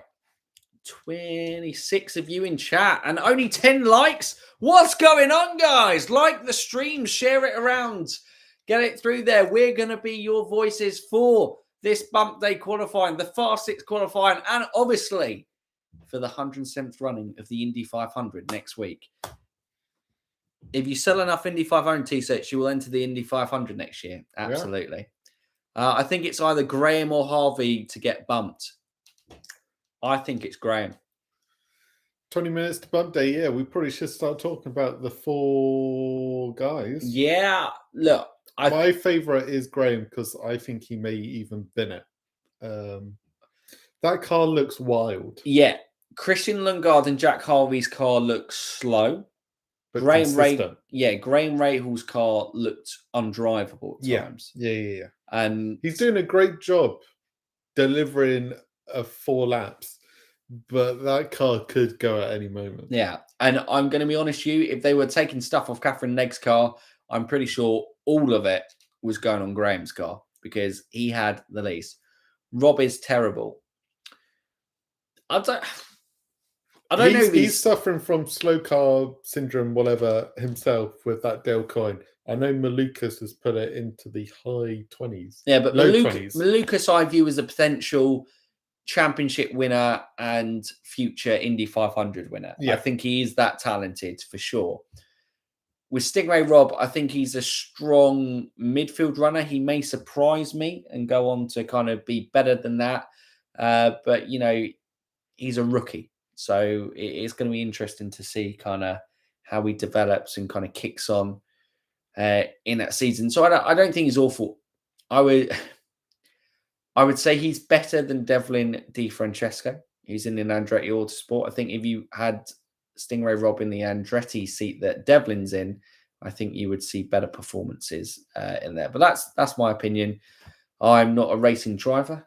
I'm just a fan of a sport, and that's just what I kind of see within the drivers. 13 likes, unbelievable. Get them up, guys. ROL looks terrible this year. Felix for pole. It's crazy because at times, what was it? The year where Connor Daly was running out front and he lost a tire and it hit. It was Graham Rahal whose Connor Daly's car got hit by the tire. He was the one that punted it for a field goal. Graham was looking great on for, competing at the top, going to be right in at the end, and they didn't put his tire. That was potentially his best chance to win the race and go from there. When Bobby Rahal got bumped in 1993, I stuck my foot through the TV. Okay, let's just put the TV a bit further away from you this year. Don, please do not feelings about Graham. Don, please do not put a foot through our faces. Whatever screen you are watching it on, please do not put your foot through it. It's okay. There is another year. I back Rahal, Letterman, Lanigan to do it. But The problem is they're investing a lot of money in the infrastructure. They've got a brand new facility, haven't they, in stuff. They've gone absolutely fantastic on that front. But their performance has gone backwards. And I can only put it down to one video that we put out is, can ROL compete at the top of IndyCar? And we've stuffed them. We're in a near stock series, but somehow there's something fundamentally wrong with Rahal and McGinn's. Well, it's got to be their dampers.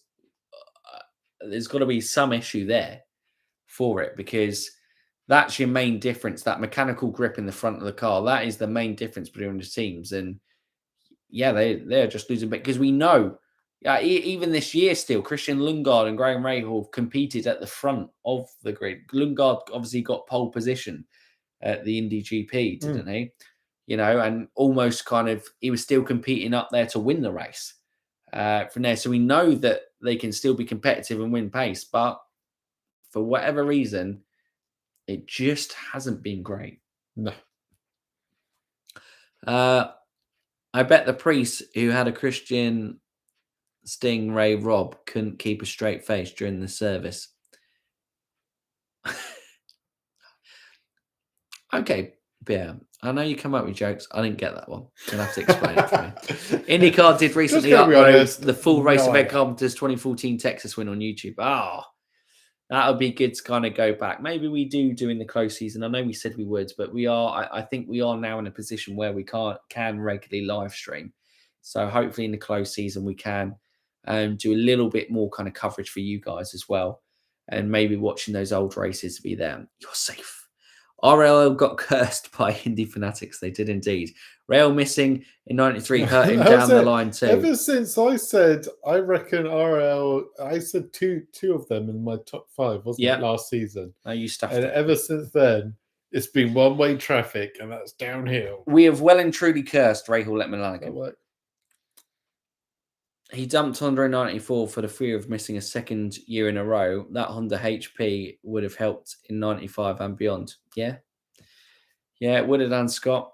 It would have done, and it's the problem. But I imagine he won't dump Honda this time around for sure. When are you two going to go to an IndyCar race in real life? We are hoping. We may even know. Here's an idea. So we were considering this in starting a GoFundMe page in terms of to get us to the Indy 500 next year. That was the idea in terms of we've got 5,000 subscribers. Even if like every subscriber kind of donated £1 for it, that should be enough to kind of get both of us to the race and cover all the costs. And we do that. But yeah, we'd love to get across. This is our big one that we want to do, and we're desperately trying, but the States aren't the easiest to kind of get across to for sure. I named this child. Okay. I'm not going till hometown boy Max Chilton gets his seat back. Start small, Mike. Start with Mid Ohio and Road America. There we go. Want to get guys. Pound of what? Sorry, dollar. A dollar. I don't know. The equivalent of a pound in dollars. What's the exchange rate? It's not as good as what it used to be. $1.20. $1.20. There you go. $1.20 from everyone. Hometown boy. A pound of meat, Aaron. A pound of meat. That'll get us there. We'll get through custom to go. Here we go. Can we exchange all this pound of meat for you, sir? To get us a ticket. To get us a ticket to the States. We'll take steamboat if we have to. Stingray Rob. Where's the nearest carriage?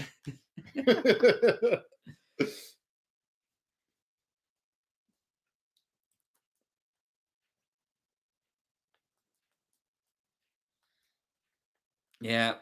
Sell your sofa, start paying it. We'll have to start doing videos on the floor. Whoa, could you imagine?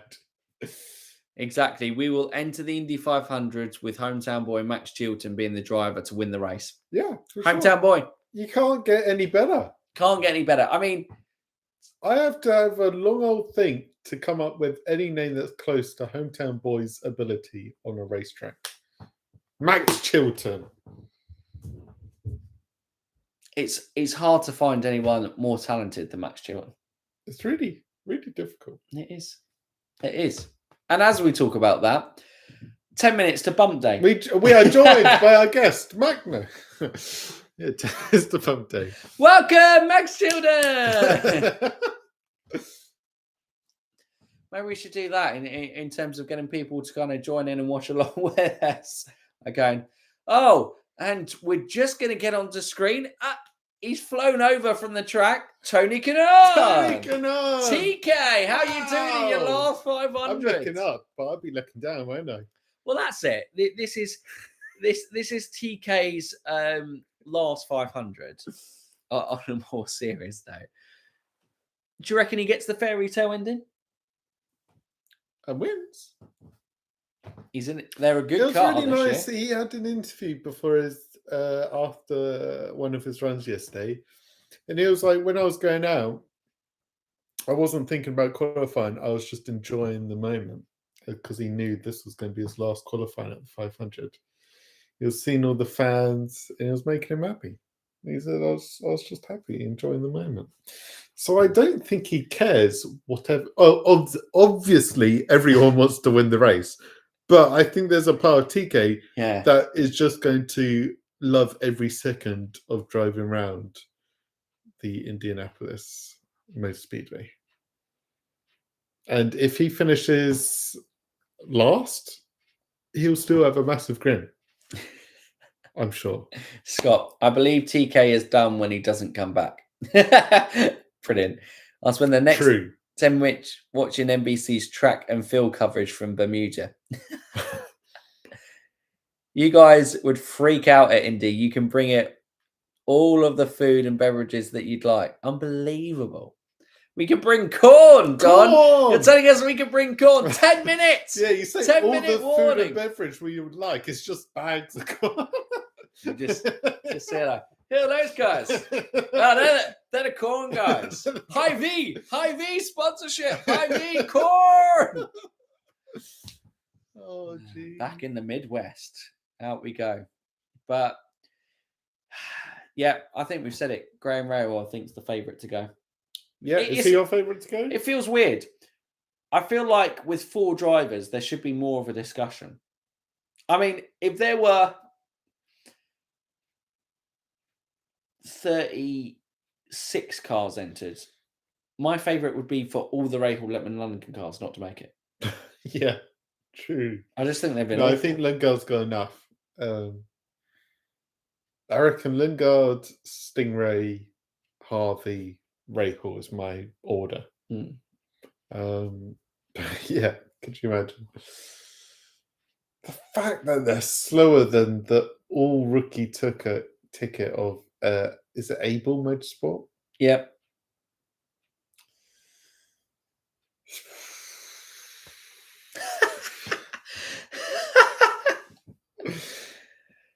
And remembering, and a guy who's literally just pushed new chassis in, wasn't his chassis. He was literally, Callum Ilott was the favourite to go home, and he's managed to avoid the session where he has to fight to find a race. He'd never driven this chassis before. I mean, and it's not like going into an alien car. We've spoken about this, but you have so much practice at the 500. That is such a big thing to do. That's an unbelievable performance from him. Yeah. Like we said before. But yeah, I guess my only disappointing with RC Enerson is it went with Top Gun Racing. No. It's sad to see that they look like a one-entry wonder because of how expensive it is to now race. But it's good to see RC back, although Stephen was almost not happy to see RC because we didn't have big moments in practice, but probably our closest to a kind of big wreck was RC. I believe it was. That would have been bad. It wasn't his fault, to be fair. Spotter. Well, no. His spotter told him that Pato was coming out of the pit, but the guys in pit row were on the radio over it, so it cancelled out, and the radio from the spotter couldn't get out, so there was no communication. So RC had no idea Pato was pulling out. So obviously Jeez. literally, if it had been a fraction of a second longer, I think they collide. Because if Pato's a little bit further, and it would have been really big at those speeds. But yeah, I just want RC to bring the Johnny Lightning livery back. I know it was incredible, wasn't it? But I think you're only going to get it with Top Gun Racing. Great name for a team as well. I mean, it could have been Top Gun Maverick Racing this year. Yeah, it could have been. Maverick, brought the people back to the cinema. I mean, the people are already back at the speedway, but Top Gun Maverick could be the people to bring them back. I don't know where I'm going with that one. It's a lost shot. Ilott said that he cried on Friday. He did say that. He's done it. Hungos College Racing. Really? Yeah. I don't know if he's done there. He's done with I suppose 9/11. It was more liberal before. Yeah. I think Ilott saying he cried was just because that was after. I think that was when he was in the danger zone, and it was kind of like, this is such a disaster. How has this happened? We put so much time into the 500 just for it to completely fall apart, and there's nothing he could do. Yeah, I remember his first run was horrific. He couldn't keep control of it at all, and it was just sheer disappointment that he was proper emotional about it. But then he recovered and absolutely delivered for the team. Yeah, I don't think it was a I'm done at. But look, let's be honest. Let's be honest with Ilott and saying that he's done with Hungos Hollinger Racing. If Ilott keeps performing how he's doing, someone's going to pick him up. Yeah, because he's done really well. He's done really well, and I know the old guys desperately hanging on to their seats and still being competitive at the front. But if you put Ilott in one of those top teams, even into an Andretti Autosport, like over a Devlin Di Francesco into the seat, then I think you're really going to see someone doing well. Saturday night before the race is hooligan time. Banner's saying, brilliant. Love it normal times.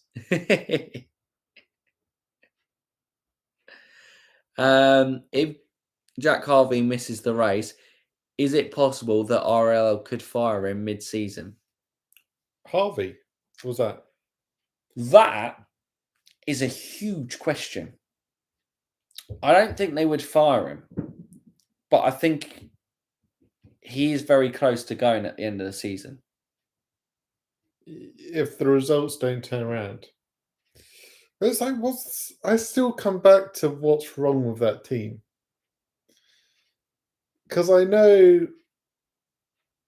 obviously, Lundgaard got pole at the road course, didn't he? They've already tested some other drivers, have they? But Letterman and Lanigan tested a lot of drivers.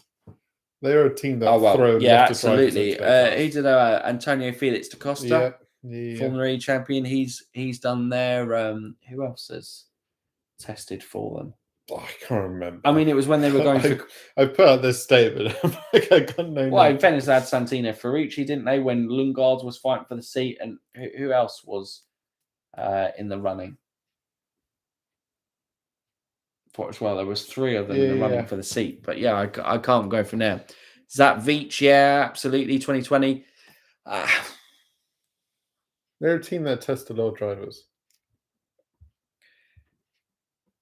I remember when we spoke about it, we thought it was quite a good move for Jack because he was a better qualifier than Takuma Sato, and Takuma Sato was running well in races. But I know it felt a little bit dirty on Takuma because he'd only just won the Indy 500 for them. Yeah. And is there a thing, racing karma? Getting rid of the guy who's brought the most success to the team in recent years, winning you an Indy 500 and dropping him at the first chance you could? It's gone backwards for sure. And the 500 takes its revenge on a team that didn't treat one of its winners well enough. Well, didn't Calderon lose her seat mid-season mainly because of sponsorship? Wasn't that with Team Rocket? It was. I Team think Rocket. Team Rocket had a few issues. Ilott might do well at a better team, but he might not. Racing is weird like that. Remember what a flop it was when TK first went to Ganassi? 1 win in 4 years. Yeah, that's very true. That's very true. TK never really recreated his Andretti Autosport things, and it was with a smaller team, wasn't it, that he got his 500 win. So, yeah, it's difficult on that one. Who did he get? It was back in, I want to say, are we saying 2013 was TK's last win at the Speedway? I'm trying to remember from there. Oh, it's like a 2-minute warning. 1 minute warning. What? We're almost there. KV Racing. There we go. Thank you. There we go. Yes, 2013. I got the year right, but I just didn't get I couldn't remember the team as we go. But yeah, we're almost there. Look at this. We've done a good chat here, guys, for an hour, ready for the on-track action. And then you get to see me kind of cock up which is turn 2 and turn 3 as we come through the back straights as I get distracted by Santucci Cam. But he's not there, so luckily we should be for fine. the fight to survive, we may not have Santino Ferrucci mentioned at all. I doubt it. I very much doubt that you're going to restrain yourself for like half hour.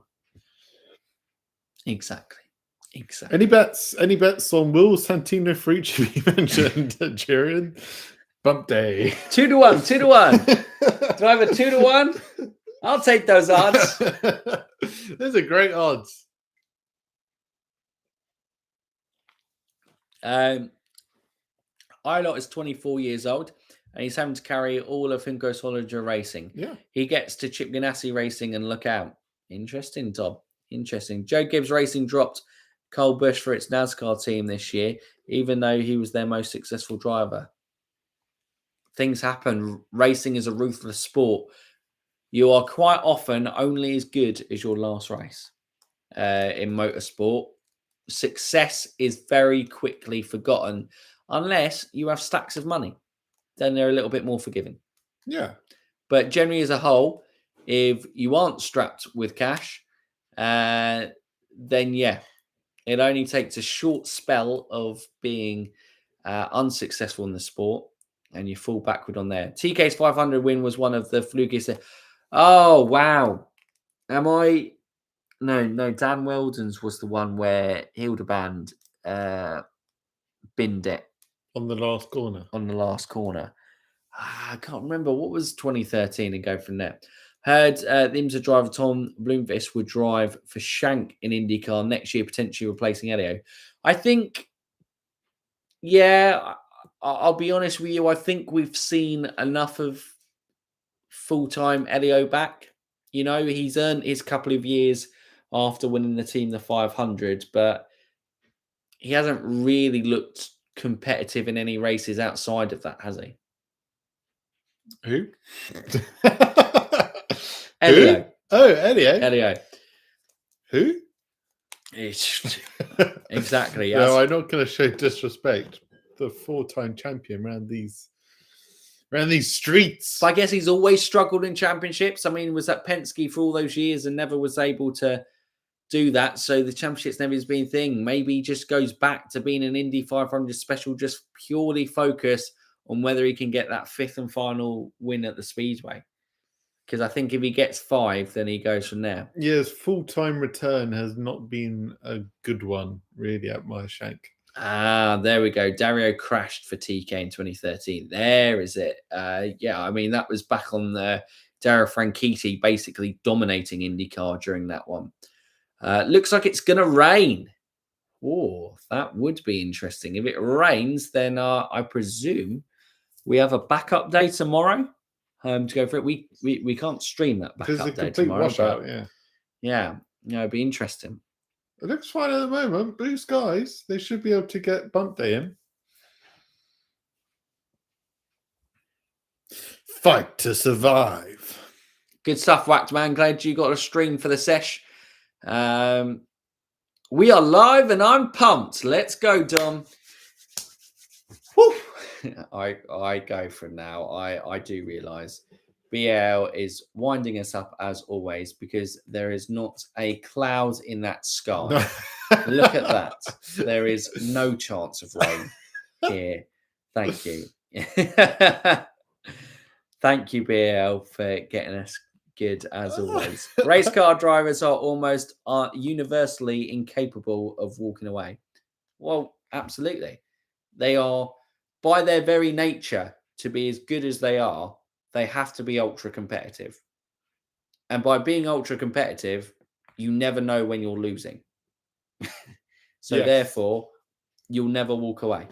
You'll have to be shown the exit door, which probably makes it really hard for a lot of drivers. Not very few drivers I see walk away on top. Of their game. Yes, I'm thinking, what's the name? I can't think of IndyCar examples because I don't think I've really seen any big retirements. No. I was just thinking Rosberg won the championship and then retired. You basically have to actively choose to walk away from the sport if you want to leave at the top. Yeah. But if you go down swinging, you're probably going to end up in the pits and then be like, oh, I'm in the pits. Yeah. I ain't at the top of the podium anymore. Yeah. There was a very nervous Bobby Rahal looking on screen. A reminder, guys, obviously, so we don't get any kind of copyright strikes or anything on that while we are on stream with you guys. We don't have any commentary. So if you guys... We are the commentary. We are the commentary. So if you pick up anything and confused there, just drop it in chat and we'll kind of pick it up as we go from there. Carl Edwards. Good to see you, Jeff Sperry in chat. Gilles de Ferran won his last race after announcing his retirement. Though his retirement was aided by Penske wanting to hire Sam Hornish Jr. Yeah, I guess. Yeah, that was a good example on that front. But yeah, very, very rare, especially in IndyCar because it is cheaper and it is so easy to kind of keep going and going and going. It's difficult. I was just thinking maybe of lesser drivers, but Charlie Kimball obviously didn't make the 500 last year, and he's by the wayside. Hildebrand has, competed with AJ Foyt before, but he obviously wasn't able to get together a package to kind of race. And again, will Catherine Legg beat all her teammates in the race? No. I think Lundgaard will probably be the highest placed of the Rahal, Letterman, Lanigan cars because he has been the best Rahal, Letterman driver this season. This decade. Wow. Harsh. Well, no. Graham has still been up there. But yeah. Teammates need to make the race first. Has Graham got a pole? Very true, Waxman. Graham got a podium? He's got podium. Actually, has he? He's got the last race wins. But yeah, this decade from the 2020s. Yeah. Maybe you're right. Maybe you're right. Lundgaard won't make the race now. You've cursed him. That is a jinx. That is a jinx. Rail's going to be the quickest one And here. just to confirm, guys, this is the warm-up lap this time. So I'm not going to say... I don't know how quick it is. We're just going to say that he looks quick. Building up that speed. Ready for the first lap. Okay, here we go.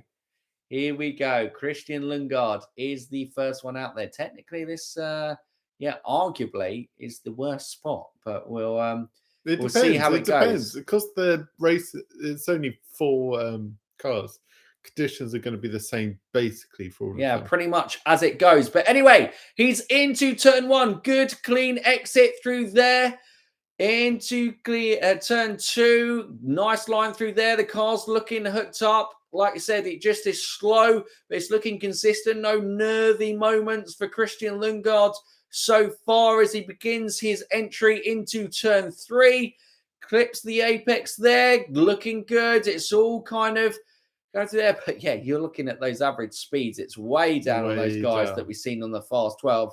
231, 232, 2334. Catherine Legg's on screen there. She's looking chill because she's already in the main event next Sunday.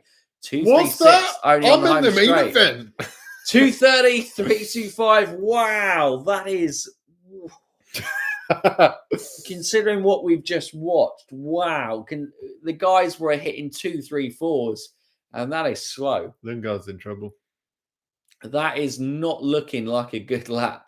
For sure. He needs another 230 here, or he's in trouble. I know it's the first runner. We don't know how the others, Rahal, Letterman, he's made it out of turn 4 okay. As we come onto the second lap there, I think the second lap, we didn't really give you much of a talk through because we were just in shock of how slow it was.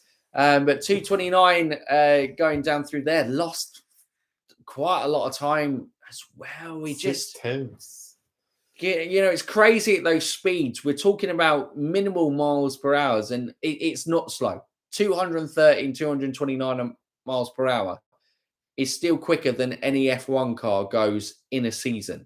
Like, these are the fastest cars in single-seaters in the world at this speedway. But in the context of things, wow, yeah. I mean, if that's the benchmark for it, they're going to have a horrible Sunday unless their race package looking good. He's, again, about 5 tenths. Is that lost 6 tenths on the second lap? He's lost about 5 tenths on lap 3. He's held it okay. 229.8 is the average so far. This is going to be the benchmark for Christian Lundgaard. Team's looking nervous. They aren't looking confident in that speed whatsoever. I don't know if that's his partner or someone who's in the team for Christian Lundgaard. Maybe it's his mum. It's looking very nervous out there on track. As he comes across the line, that is the checkered flag, 229.6. So actually, he didn't lose much at all on that lap 4. He's done well to kind of hold on. Go for there, 229.6. That is the time. Is that quick enough to secure Christian Lundgaard's place in the 107th running of the Indy 500? I'm thinking that's not good enough, but we're really tune in to find out. We're really talking about who's going to be the best of a worst bunch. This is basically bump day. So even though that time looks horrendous, it could still be not the worst of the worst. Yeah. That is bad.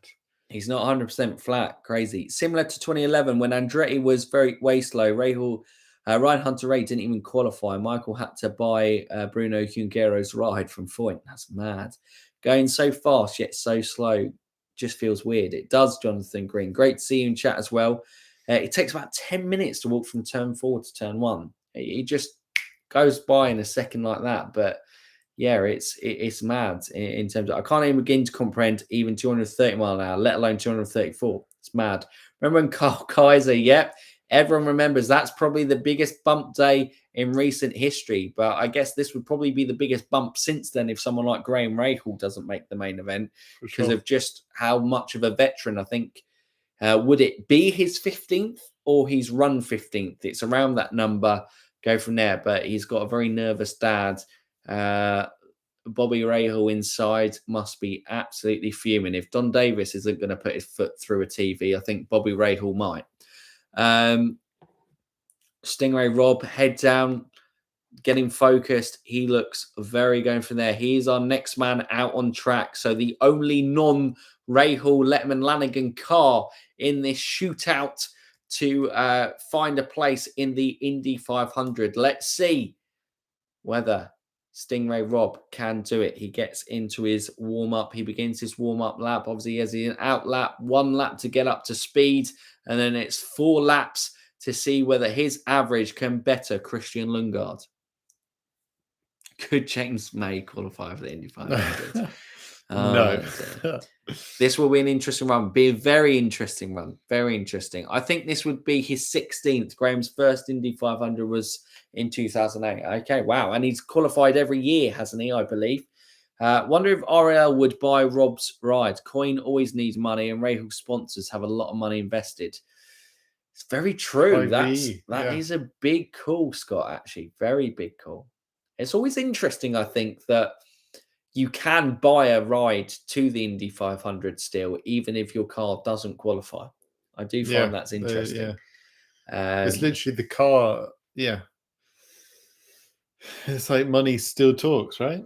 Money always talks, especially in a sport like motorsport. But yeah, interesting. Dale Coyne there, getting ready to see his guy. So I think this is it. I think he's coming off his up to speed lap. He's about to cross the main start straight. There we go. The green flag is waved. Stingray Rob, what can he do? So we've got Stingray Rob. He enters into turn 1 next in there.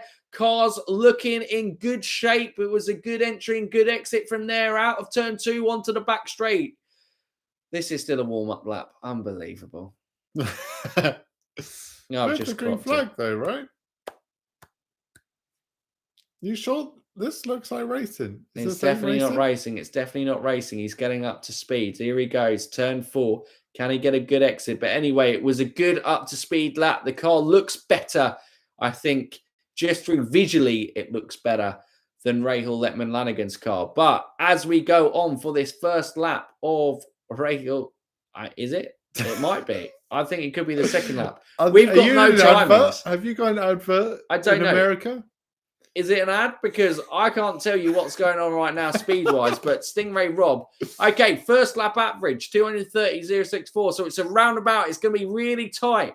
That's right bang on near where Christian Lundgaard is. So we are on lap 2. He's coming into turn 4, down to the main straight. Where's this second lap going to put Stingray Rob? He's going to need it in the high 29s to be competitive here. Otherwise, Christian Lundgaard has secured his space. He will be sitting watching nervously out of turn 1. Are we going to get the times up? The times that just aren't going up. Out of turn 2, Stingray Rob 2:29.5. So that is slower. I think Christian Lundgaard at the moment is going to be in the Indy 500 next weekend. It's not looking good for Stingray Rob. His car isn't looking good at all. Turn 3, down the chute into turn 4. He's getting close to the apex. He's trying to get everything out of that car. It looks a good exit, but it isn't quick at all. I don't know if it's just that straight line speed. They're just not getting it, these cars, as it currently stands. White flag is waved for that last lap. The lap average go from there. David Malukas, Stingray Rob's teammate, nervously looking on for his teammate. Obviously, we said Malukas did fantastic. That's a really good lap 3 average. He didn't lose hardly any time on it. Can he get it together? This is going to be speaking. He's 2:29.7. What was Lundgaard at the moment? He was 2:29.6, I think, wasn't he? I want to say. Consistent for odd, just not fast. Absolutely. But in fairness, when you're not fast and everyone's not fast, being consistent could be good enough. Where's that last time? 2:29.5, 2:29.5, I think. We haven't got Lundgaard's time up. Did Lundgaard forfeit his time, guys? Did he forfeit it? Someone tell us in chat whether there was Leg the very fastest RLL drive. It was, yeah. Clocksy, it was. I got Christian with a 2:29.1. Wait, no. Average. That was his 4-lap average. I mean, he can go again because you've got the hour to kind of keep going to push. Is that Charlie Kimball there? It looks like. Yeah, that is Charlie Kimball. I don't know if he's on the radio helping Stingray Rob through. Obviously, Charlie Kimball's a veteran here at the Speedway. No, the times are up. It was slower by literally 1/10 of a second. So Lundgaard will be in next Sunday's race. Stingray Rob will now be the nervous driver and be hoping whether the Rahal Letterman Lanigan guys can go slower. Next up is going to be Jack Harvey. Jedi Jack, as he's known on the thing. Yep, Charlie's on Stingray's radio. He's done all that he can do for him now. They only get 1 run, I believe, don't they? Basically, because the engine probably takes about an hour to cool down. So I'm not sure if you can go again, but you'd just be going slower. Graham has to be as nervous as Longtail Cat in a room full of rocking chairs. Absolutely. I feel like that Malukas would win at Gateway this August. He could too. He could too. Malukas has been very strong. We're out with Jack Harvey now. He is out on his warm-up lap. I don't know if this is his up to speed lap yet. I'm going to go with a no so far. Cheers. So odd that Leg jumps in, and yeah, we did speak about that. There's potentially the case that it's because her car was purely set up for the Indy 500, maybe giving her a slight advantage over her teammates. But, you know, all of these guys are good at the 500. You know, Rahal, maybe Lundgaard's the least experienced of those, but Harvey and Rahal, plenty of Indy 500 experience between them. They certainly aren't novices at this track. I'm not sure if this, we're going to see whether this is the first one. The car's looking okay again. It was just not quick, but it does look like it's holding together. Here we go. Yeah, it's going to be interesting for sure. Right, okay, so here we go. This is Jack Harvey's first lap as he goes through the chute between 1 and 2. Good entry into 2. Solid exit from there. Looking at his hands, they're looking pretty steady. He's pretty kind of consistent through there, getting his speed up. I mean, that is no speed at all on that back straight. I mean, he barely hit 233. Jack Harvey's in trouble here. I think Jack Harvey is in big, big, big trouble here. That looks slow on the back straight. Because you only drop off from here. 232, 233, 34 maybe. 229. Wow, Jack Harvey is in big, big trouble. Big trouble for Jack Harvey. He is in big danger. That is pretty much secured Stingray Rob's ride. Wow, that is slow. That is really slow.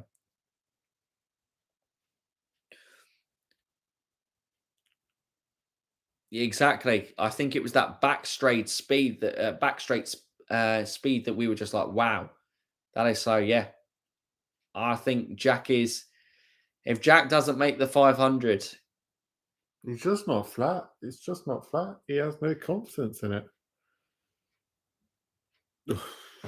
228.6. He just needs to try hold it together and hope Rahal has a moment. But he's gone at this rate. So as things stand, a Rahal Letterman Lanigan car won't be in the Indy 500. And at the moment, it's whether it's going to be Jack Harvey or Graham Rahal who misses out. And if Jack Harvey is the car that gets knocked out, Eric asked us whether we think that, you know, Jack Harvey potentially could lose his seat mid-season if he doesn't make the Indy 500. I really do fear for Jack Harvey. Lap 3, 228.3. He's done well to kind of hold on to it there, but it is really slow, these speeds. And this must be the most horrible feeling for a driver out there, because you're giving it everything you got, but the car's giving you nothing back in return. It's giving you absolutely nothing.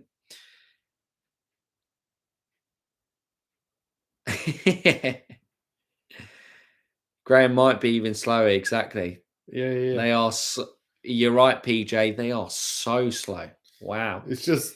Where's it? 227. Wow. 227. 228.4. That is almost. I mean, that is over a second slower than Rob's. Wow. Not a second, sorry. A whole mile per hour slower than Rob's average. Wow. That's tough. I think we've just seen Jack Harvey not make the Indy 500. That is tough. Yeah. When you're in a single seater and you've got a time like this and you know that your chance to enter the greatest spectacle in racing is on the line, that has got to be the loneliest place in the world right now. Good.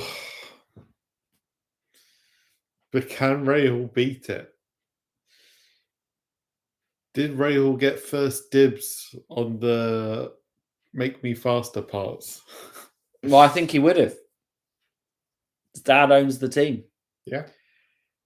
He's the guy who's been in the team. His seniority is it. Lundgaard's been performing in Jack Harvey. You know, Jack's the guy potentially on his way out of the team. Jeez. Got a feel for the guy. This is the lowest part of this afternoon that you're going to see. So Rahal makes his way out on track. Will Graham Rahal make his 16th Indy 500? Or will it be Jack Harvey? It's all down to there. There's a lot of nervous faces in there. Bobby Rahal, can't watch. I think just praying at his steering wheel. It's tough. Perhaps some lead engineers need to be bumped from RL rather than the drivers. Though being whipped by leg just doesn't look good. Leg is good, but hardly a Kanaan or Sato. You're right.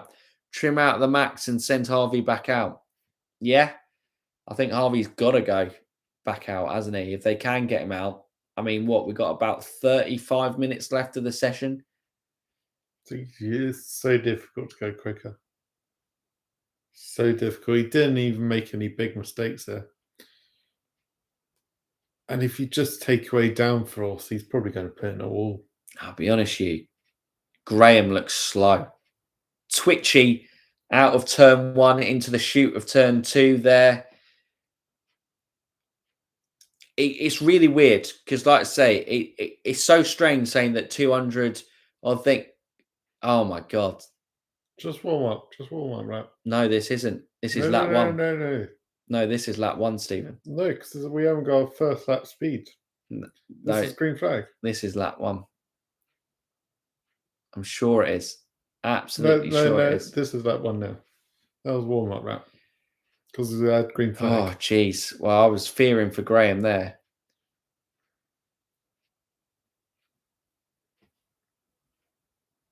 He's pushing it right on the limit. He's quicker than Harvey. Harvey is out at the moment. That was a good exit in turn 2. Good corner speeds as well.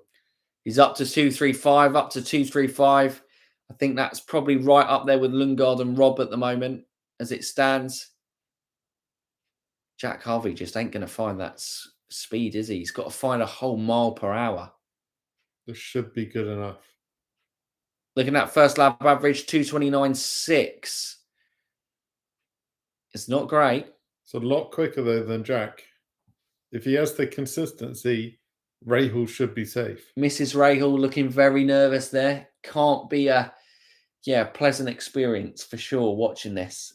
You know, the family and friends go through it a lot because they know how much it means to their partners and to their, you know, sons, daughters, all that type of thing. And, you know, all you can do is watch and hope that they're quick. His car has managed to kind of hang it a little bit together. Looks a decent speed on there, 229.2. I think this is going to be enough. I think it's going to be enough. He's 229.4. It's going to have to be a major drop-off. 2 more laps. Close to the wall, but all hanging together is there. He is dropping off.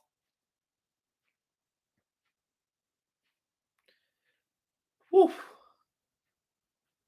Courtney Force is a 2-time NHRA Top 4 champion. I remember that Graham is married to a racer. Apologies on that for Courtney. But yeah, it must be even worse having a racing background. 228.9. I think he's held on 229.2. He just needs to keep this out the wall. Not have a big moment. He just needs to keep this out the wall. He's onto the back straight. Just 2 corners to get through for Graham Rahal. And he is through as it stands. Question is for, you know, he's not going to be faster than Stingray Rob. Do they send Jack Harvey out and potentially bump Graham? Or do they just go, sorry, Jack, you've not made it? Because I can't see Harvey going quicker. I can't see him going quicker. 229.1 by the skin of his teeth. Graham Rahal looks like he's there. Jack Harvey. Yeah, you're right, John. That is literally the worst possible situation for, because if it was Lundgaard, they potentially give a driver another one. But you know what can they do? If they send Jack Harvey out again and he does somehow manage to find the time,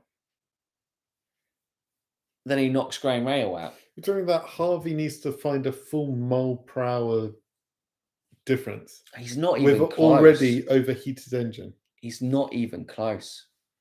He didn't have any big moments. He probably drove the best lap he could have drove in that car. This is turning into an inter-squad scrimmage, absolutely. And Graham, he did hung it all out there. He did. He left nothing on that. You can tell what this race means to Graham and his family. I mean, yeah, what's that? 7/10 that he's got to find to get for Graham, and a whole kind of over a mile per hour that he's got to find for Stingray Rob. Wow. What do you do as team owner?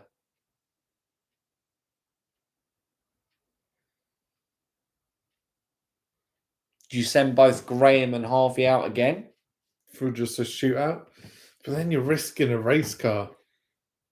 You are, because they are going to have to drive this literally on the limit. This is fascinating what they do. I mean, a Rahal Letterman Lanigan car was favourite to go today. It was probably between Rahal and Harvey. Out of those, Lundgaard did feel a better car than the other three there. You've got Callum Ilott there being interviewed. He's a very happy involved man in this bump day, and he's like, I have no idea. I have no idea, but you see that car? That's new. He's got to be buzzed for it for sure. Yeah, for sure. But Stingray Rob, wow, pulled it out. I think consistency-wise, because he did not drop off, did he? No. I think from lap 1 to lap 2, and then lap 2 to lap 3, it was a very small drop-off, and that's what secured him his place at the Indy 500 as things stand. But yeah. That car's quicker than these Rahal and Lanigans, for sure. Yeah, Frosty Ray send both out to bump Rob out. I think that's what they'll try, but it's crazy. I'd pump a load of speed through that hose into Harvey's helmet. Yeah, he's in desperate need of a bit of speed, isn't he? But yeah, Callum looking relaxed. Not happy because he doesn't have a fast car at the speedway. No, I bet he's absolutely loving it that he's not racing today. Yeah. There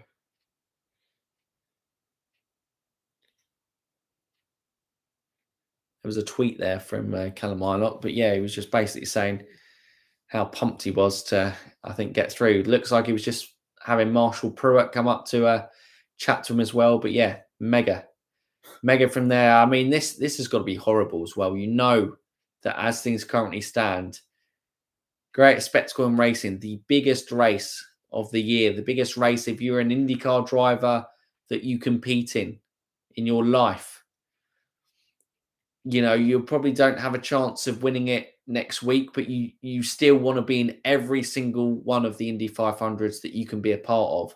But as things currently stand, you're not going. I love the umbrella man for the engine. Absolutely. You got one for the driver, one for the engine. Yeah. The problem is these engines take about an hour to cool down. Ideally, you want to give them an hour between each run. Yeah, exactly. It's literally going to be on the money. On the money. But so Stingray probably has the best chance of improving his time out of the bottom 3. And that's not what the bottom 3 want to hear. No. Yeah, Jack Harvey. They've got 33 minutes left. 33 minutes for the optimal time. I mean, one of Jack Harvey's crew there was just on his phone. He can't even concentrate over there. But you have to withdraw your attempt. I mean, it's difficult, isn't it? It is difficult. They'll be having team conversations of going, they'll be looking at it going, can we beat Stingray Rob's time? Well, you basically sit there until Jack Harvey goes. Oh yeah, I guess. Jack Harvey has nothing to lose unless he leaves it to literally the last possible time. Great job, guys. Where's the corn? I know, right? Where is the corn? Where is the corn? Scott Dixon talking about being an Indy 500 winner. Any corn. What a terrible day. I've been in an undisclosed location. We've been in an undisclosed location and we've lost our sponsorship of corn. As Jack Harvey's performance has dropped off, so is our corn sponsorship. We got chocolate. You got chocolate. Do you want chocolate? Sure. Why not? Bring the chocolate. Wait, you can't show the brand. Oh. Can we show the brand?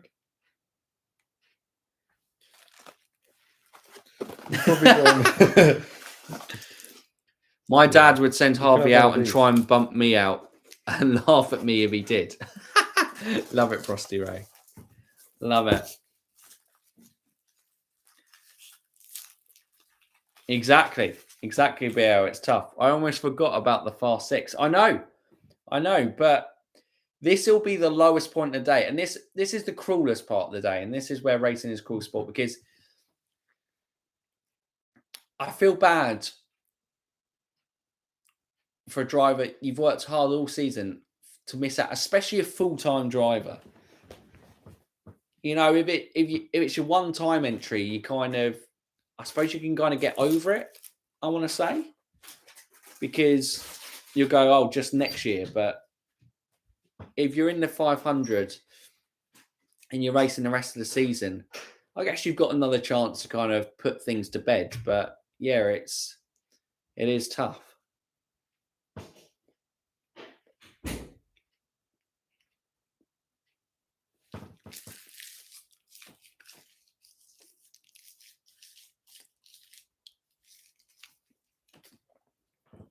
It certainly does become a sport next Sunday.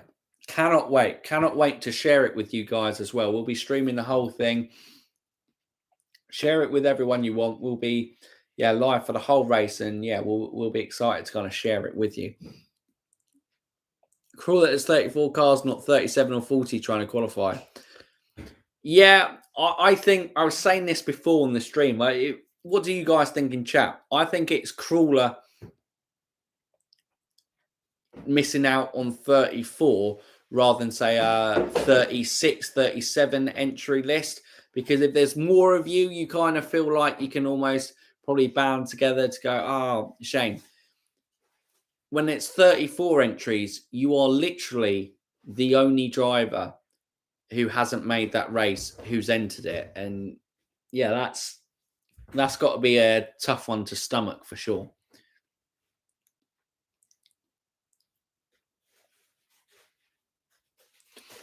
I don't know, Dom, what would you recommend? The grandstand or the infield? Maybe grandstand turn one? I got corn. Do you want corn? Yeah, let's go corn. It's our brand. Being the only one going home has to be one of the worst feelings ever. Yeah, I reckon, PJ. I cannot imagine what it feels to be Jack Harvey right now. That is...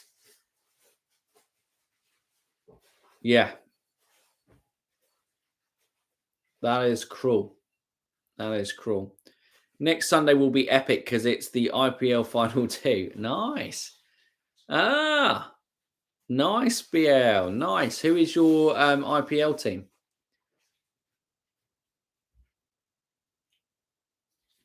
Stingray Rob in the car, still getting called off.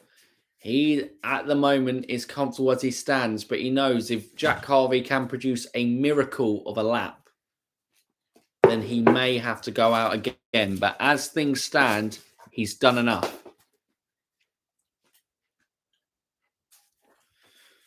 Does he sound... sorry, has he come over the radio? Has he sounded defeated? Infield. It's like Mid-Ohio meets the Super Bowl. Nice. Guys, corn for you.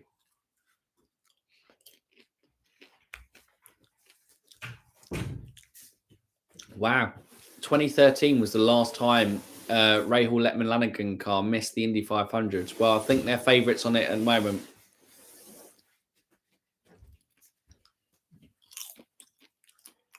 That has got to be the toughest. You've got to somehow, in your head, get out of it and find anything.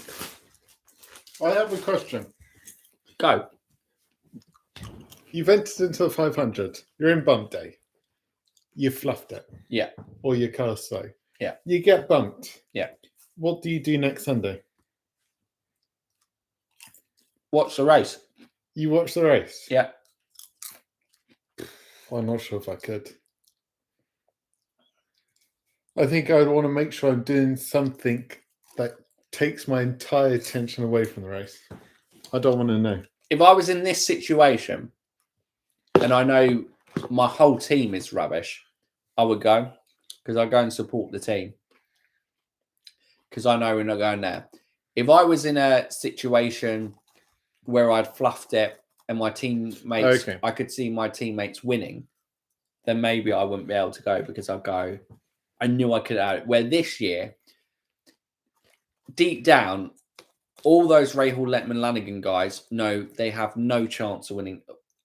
Not no chance, because miracles can happen, but the slimmest of slim chances of winning the Indy 500.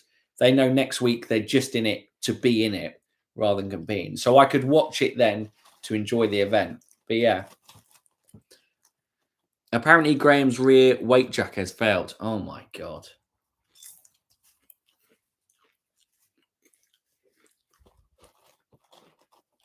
Wow.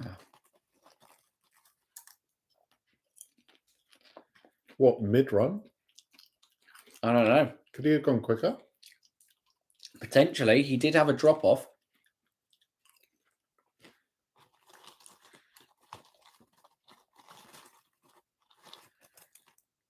So basically, we're not going to run any more cars because if Harvey, Rahal won't be able to bump Stingray if Harvey goes quicker. Here's a question for our Indy 500 historians.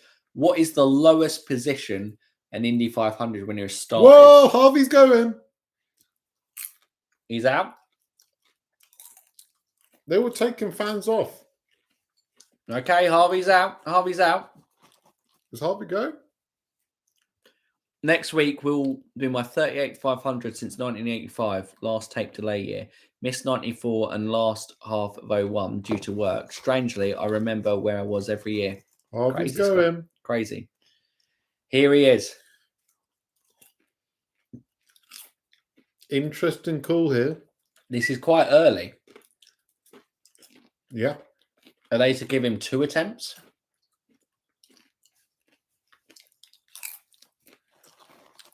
You can't do 2 attempts now. Well, no, but it seems early. I would want to leave it as late as possible. Well, no. Unfortunately, they can't afford that with Jack Harvey because if he does, he's bumped Graham. Yeah. So they don't need just one miracle to get both of them in. They need 2 miracles. Mm-hmm. Both Graham and Jack need to find a crap ton of pace to knock Stingray Rob out. Because although 0.4 of a mile an hour seems really close, in this sort of thing, that's miles away. Do you think if Harvey isn't beating Stingray's... If Harvey's not beating Stingray Rob's time, they got to call off the run, right? Yeah. They wouldn't let it complete if he bumps Rahal. No. Surely. If Rahal's got a car problem... I would be shocked.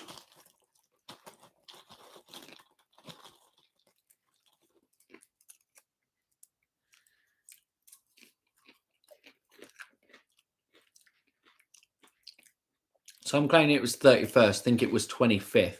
Johnny Rutherford in 1974.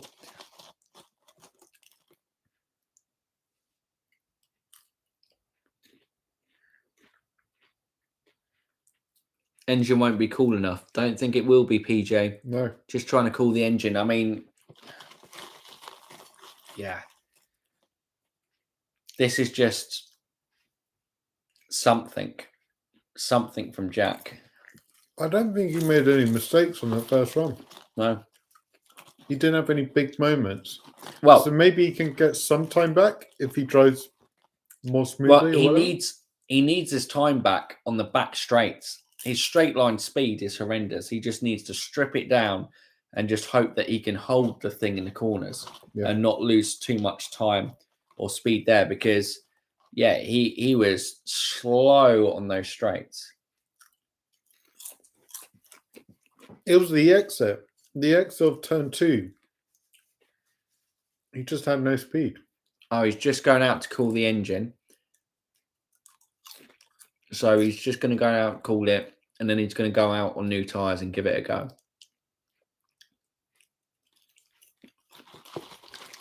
Don, there's nothing like this in Formula One. There's nothing like this in world motorsport. This is a completely unique event. And it's incredible that it's been going for as long as it has, in the way that it has. Like, it's just what makes the Indy 500 so special. So special.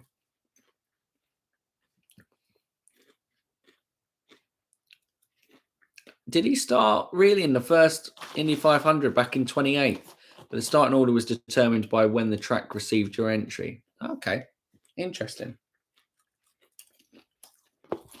So in the modern era of IndyCar, are we saying about 25th is about kind of the highest that someone's been? Because, I can't see any of these guys.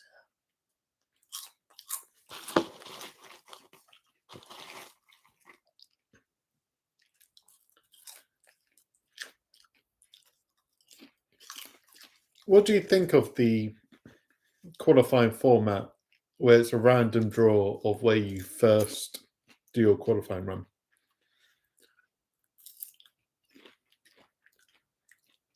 Because normally the ones at the start go the quickest because it's usually the cooler conditions.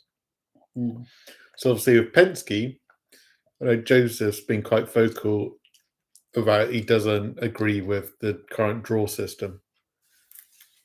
Obviously, you're going to say that when you have a bad draw and you pick literally the second to last position. Oh no, he picked the last position. Do you think it's fair? Do you think they could do anything different? It's difficult.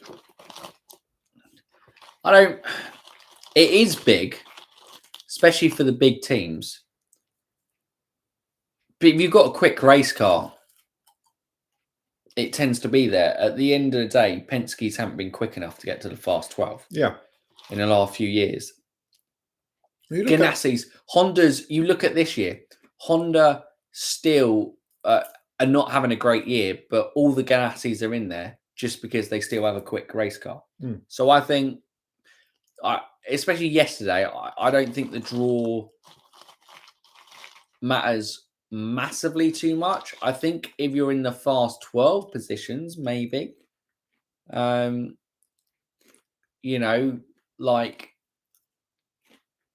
you still get the chance to kind of keep posting your times right up until the end. On that one, your draw's not exactly. I'm not sure why Joseph.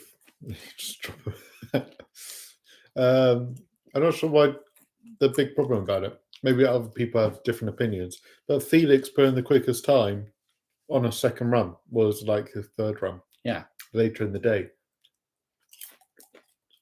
So, and Joseph would have had plenty of time for his engine to cool down to go out again at the end of the day, which he did, and didn't go.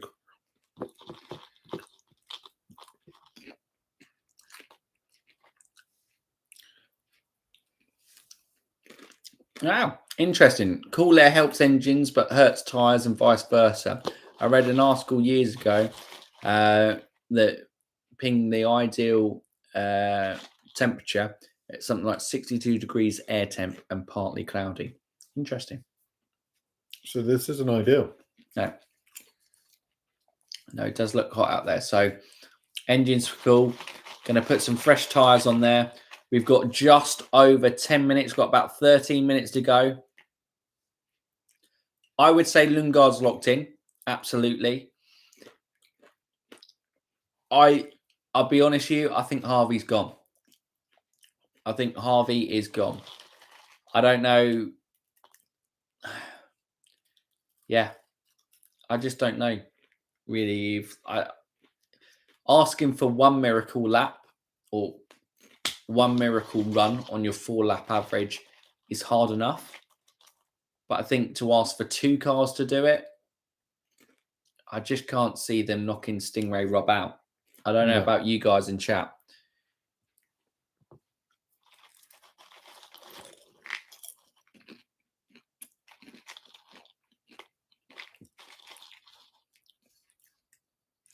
That would be interesting, BAL, but I quite like the 4-lap average, to be fair. I think it shows a greater skill of consistency to maintain speed. It was like, what if you just kind of took the faster speed over the 4 laps? Oh, so basically with their lap run time. Yeah.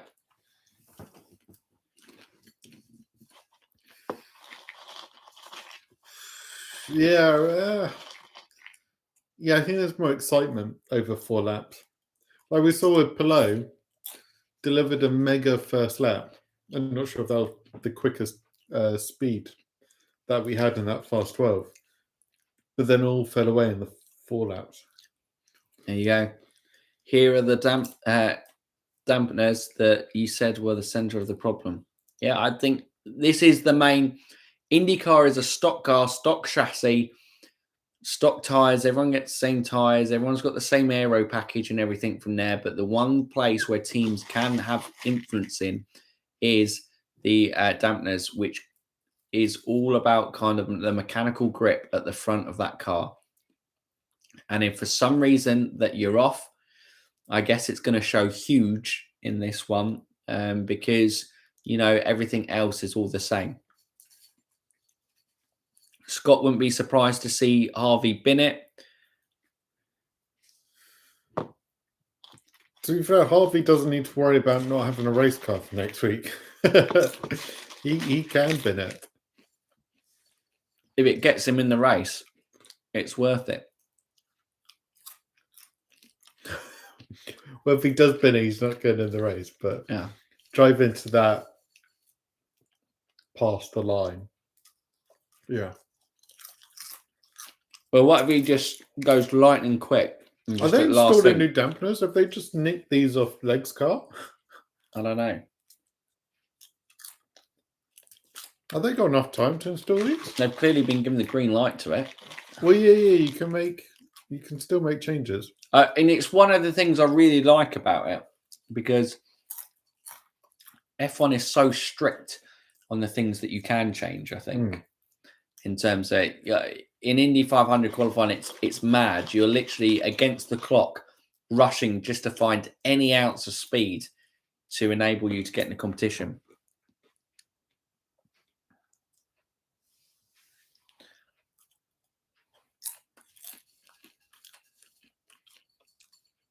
Yeah. TK.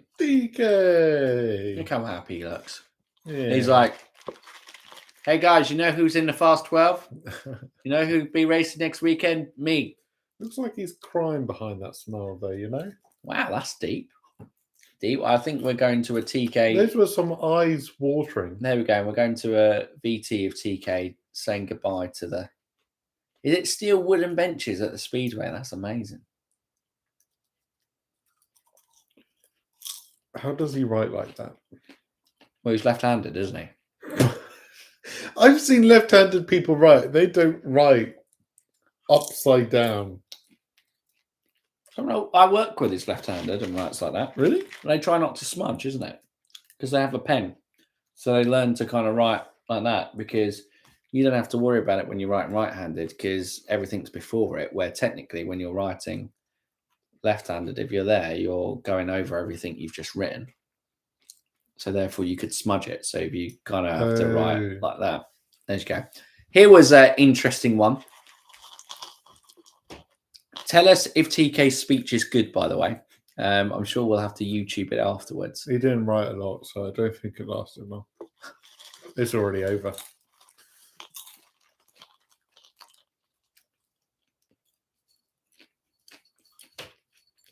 Scott, do you believe capítulo final? I mean, I'll tell you what, everyone's going to be fuming if he does come back because they've gone hell on in on TK's final stint there. But he's one of the most popular fan drivers, isn't he? Well, they didn't want to reuse all the Race for 5 coverage, so they had to focus on something different this year. Or maybe I'm speaking too early. Maybe we're going to get all the every 5 seconds Race for 5. Scott, I know you haven't liked Kanaan. Who thinks TK will be back next year? Absolutely. I wonder what the new RLL engineer from F1 thinks of the Indy 500 after all this. Absolutely. BL, I don't even know who he is. Basically, BL, TK's been one of those drivers who's been in the series since, about 2003, I want to say, maybe even slightly earlier, 2002.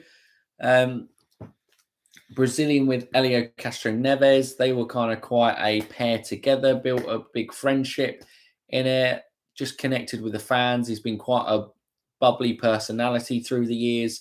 So a lot of fans have attached themselves to it. But Jack Harvey. we will go. We will go on to TK. We'll leave that one behind because this is it. This is Jack Harvey's last shot. Just about over 10 minutes to go. Jack Harvey. Can he make the Indy 500? Graham Rahal's getting ready to go. He will hope that he doesn't have to go, but it all depends on what Jack Harvey can do.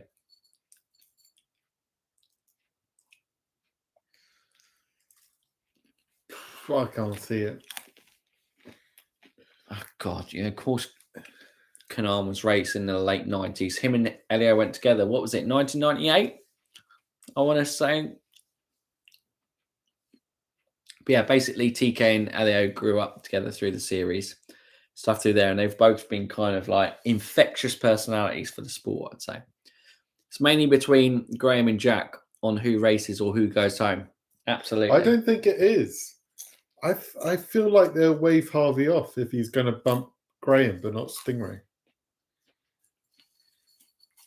Here we go. Jack Harvey. Last chance saloon for the British driver from Lincolnshire. Lincolnshire. I can't see it. I can't see it.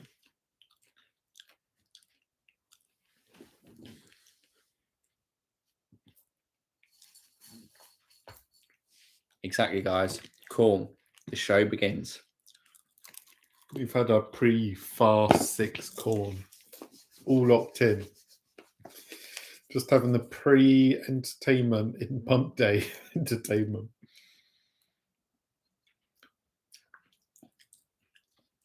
It's like the way I know I shouldn't forward with that. Okay, so this is Jack Harvey beginning his setup lap. He's through the chute. He's through turn 2. Where's he getting? He's up 3. Is he showing on the limiter there? He's up 4. He's up 5. He's not even getting into top gear. He is not getting it. This is not the setup, but obviously you take it a little bit easy on there. Can he get up to speed on that main straight? Okay, here we go. Jack Harvey is beginning his run. Can he make the 107th running of the Indy 500? Here we go. 234, 235 on the home straight. Maybe 236 he got up to slightly there.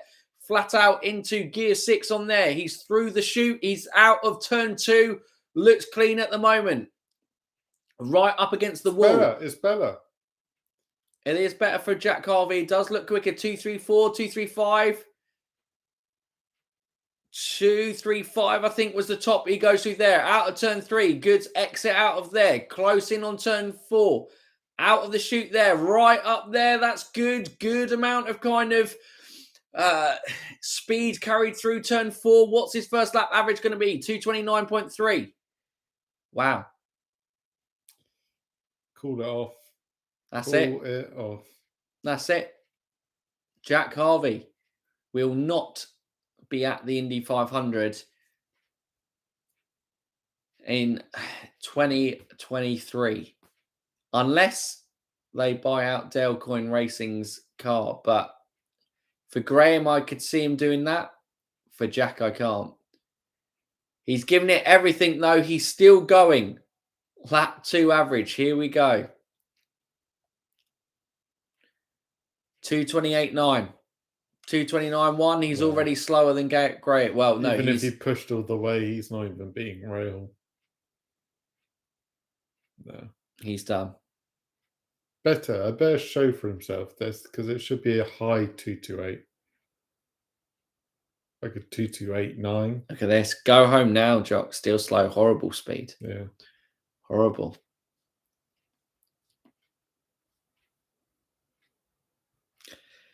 I mean, I would use words, but it's tough to say that. I mean, and he must know right now that he's held it. He held it. But he ain't going to go quicker on the 4th lap. No one goes quicker on the 4th lap. That's an incredible 3rd lap, though, from Jack. He's given it everything, but his car just isn't there. And obviously the engine, I mean, if he had this set up maybe for his first one, maybe would have been okay. Maybe would have been, quicker than Graham. But here he goes. He's about to cross for his 4th lap. 228.9. He improves it. He does improve it. He found 229. Wow. I mean, he found 5.5 tenths of a mile an hour. But he just couldn't find that full 7. Yeah. Game over. Game over for Jack Harvey. It was tense. It was tense on that first lap. I did think it was quicker, and it was quicker. But, yeah. Well, it was only quick enough to beat Rahal. Well, yeah, it's just not there. Lonely place. That's got to be heartbreaking for Jack Harvey. I believe that is the first 500 he has entered. PJ, brutal. We've probably seen the last of Jack Harvey in IndyCar. Oh, whoa. You got to think there's 2 other Rahal, Letterman, Lanigan cars involved in Bump Day. And they're all bad. They're all bad. It's just Jack Harvey has become the worst of the bad bunch. Question. Does Jack Harvey get another shot at Meyer Shank Racing if Elio leaves? Possibly. They go back to each other with that relationship, as it's been a strong relationship there, and I think they did end on good terms. I know this was a fully funded seat, and Jack Harvey doesn't bring big sponsorship. But, yeah, obviously this car, the 30 car, was meant to have, the Hy-Vee sponsorship. But they can't be, as they've put in a lot of money to IndyCar as a sport, they can't be happy with how it's gone with Jack Harvey. The only thing that could see him race next Sunday is he's driving a Hy-Vee car. And that's where the money is. That's where the money would come from to buy a seat.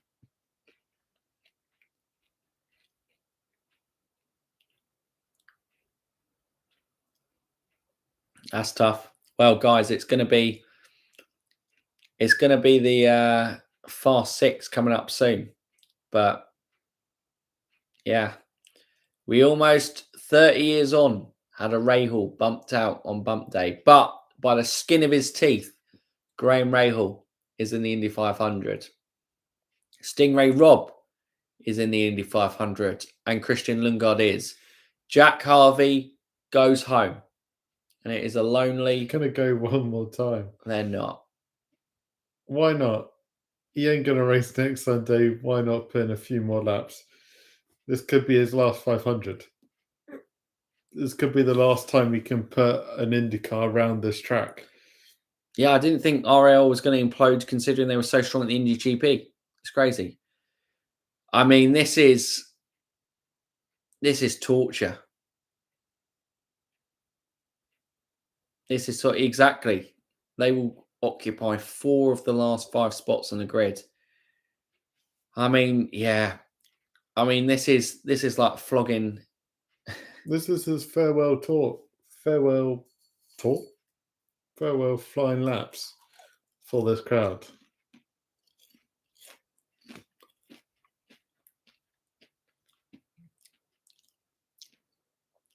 Is he even going to get out in time to cross for a green flag? Yeah, I'm not sure how the timing works. If you have to meet the green, or it won't take him long.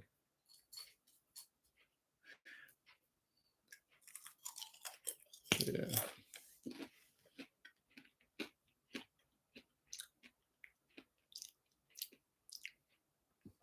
I mean, if he somehow pulls out a miracle, this decision is going to be very interesting. I can't see it with that engine, but Graham has no time to answer. I reckon they waive it, surely. It's not going to go quicker. It's I not hate going for to go Jack. quicker. It would be absolutely amazing if he makes it. Let's go, Jack. Great to see you in chat, Chadwick, as well. Ain't going to happen. Engine's hot. Well, yeah. Confidence is low. Ain't going to happen. Okay. Surely. He's at green. I think we just jumped back on the coverage for some reason. No, we ain't green yet. Well, no. Green as in for the warm-up lap. From there. So this is coverage out of the... Is that a short shoot into 4? No, So, this is 2. Yeah, our coverage is kind of jumping all over the place. He's on the back straight for us. This is it. Jack Harvey. Does he make the count? Oh, he's not going to make the count. That's it. It was just a final couple of laps around Indianapolis. Or is it just when you launch? He's got green. He's got green. Here he goes. First lap speed. Jack Harvey. I don't think that was quicker. Hey. This is. He's just got no speed. 34, 35. It's just the exit of 2. Here, the exit of 4 as well. That the speed that he's carrying from the corners to the straight is just dropping too much. 2:29.4. I mean, he's going to have to pull out the best 3 laps of his entire career to somehow maintain that above 2:29.1. That's pretty much where he was last time, wasn't it? So he's done bloody well to get it with that hot engine. Wow. Short shoot. Into turn 4. Out of turn 4. Here he goes. What's the speed? Game over. He's gone quicker. He has gone quicker again. At the moment, he's still in it, but he's got 2 laps gone. He's gone.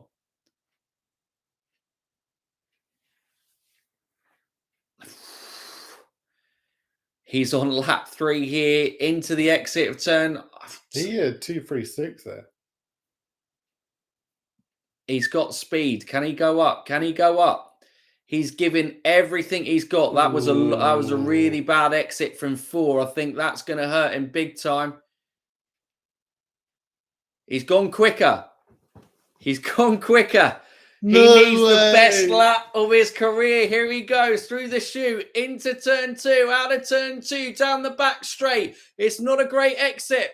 He's got to get up that speed again. He's got to find something on the speed. Jack Harvey here, 2:33, 34, 35. He's maintained it well. Consistency. He's through the short chute. This is the last turn. Needs a great exit from turn 4. Jack Harvey. Can he knock Graham Rahal out of the Indy 500? Oh my God, he's done it. He's done it by a 10th. Oh my God. What a lap. Oh my God. Wow. Wow. Wow. Oh my God. I can't believe it. I cannot believe it. Wow. I mean, wow. That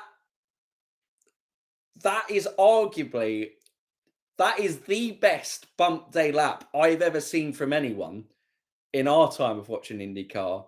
But that's got to be one of the pressure on that. The fact that he had a warm engine as well.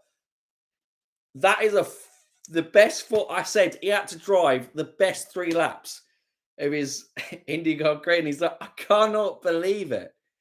Look at Wow. 7 thousandths of a mile per Wow, hour. we were just talking about Jack Harvey and his career, and wow. I do not know. Wow. I do not know.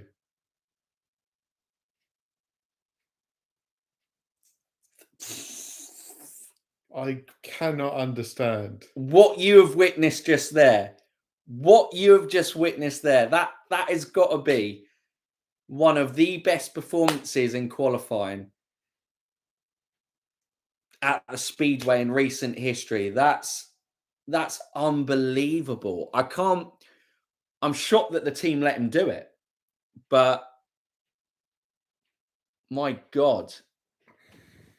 Wow. Talk about performing when it mattered.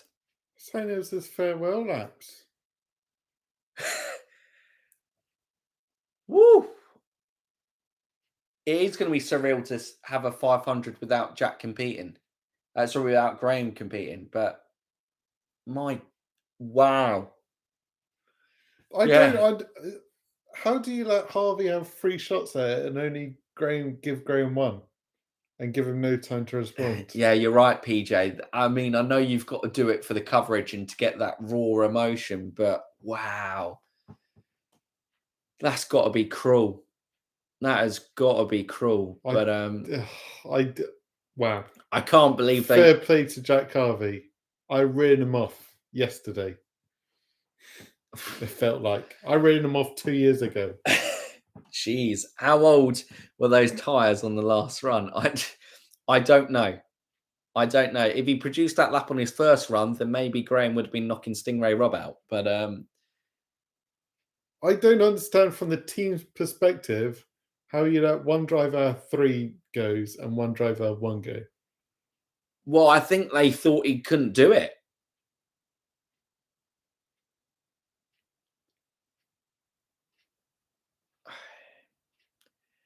Yeah, that's tough to see for Graham. That is tough to see. He's got camera guys in it. Oh, man. Who said that they'd rather be Graham in the tub? I don't know if I would. I think I'd rather have been Jack Harvey out there with the destiny in my own hands. Because, oh, man.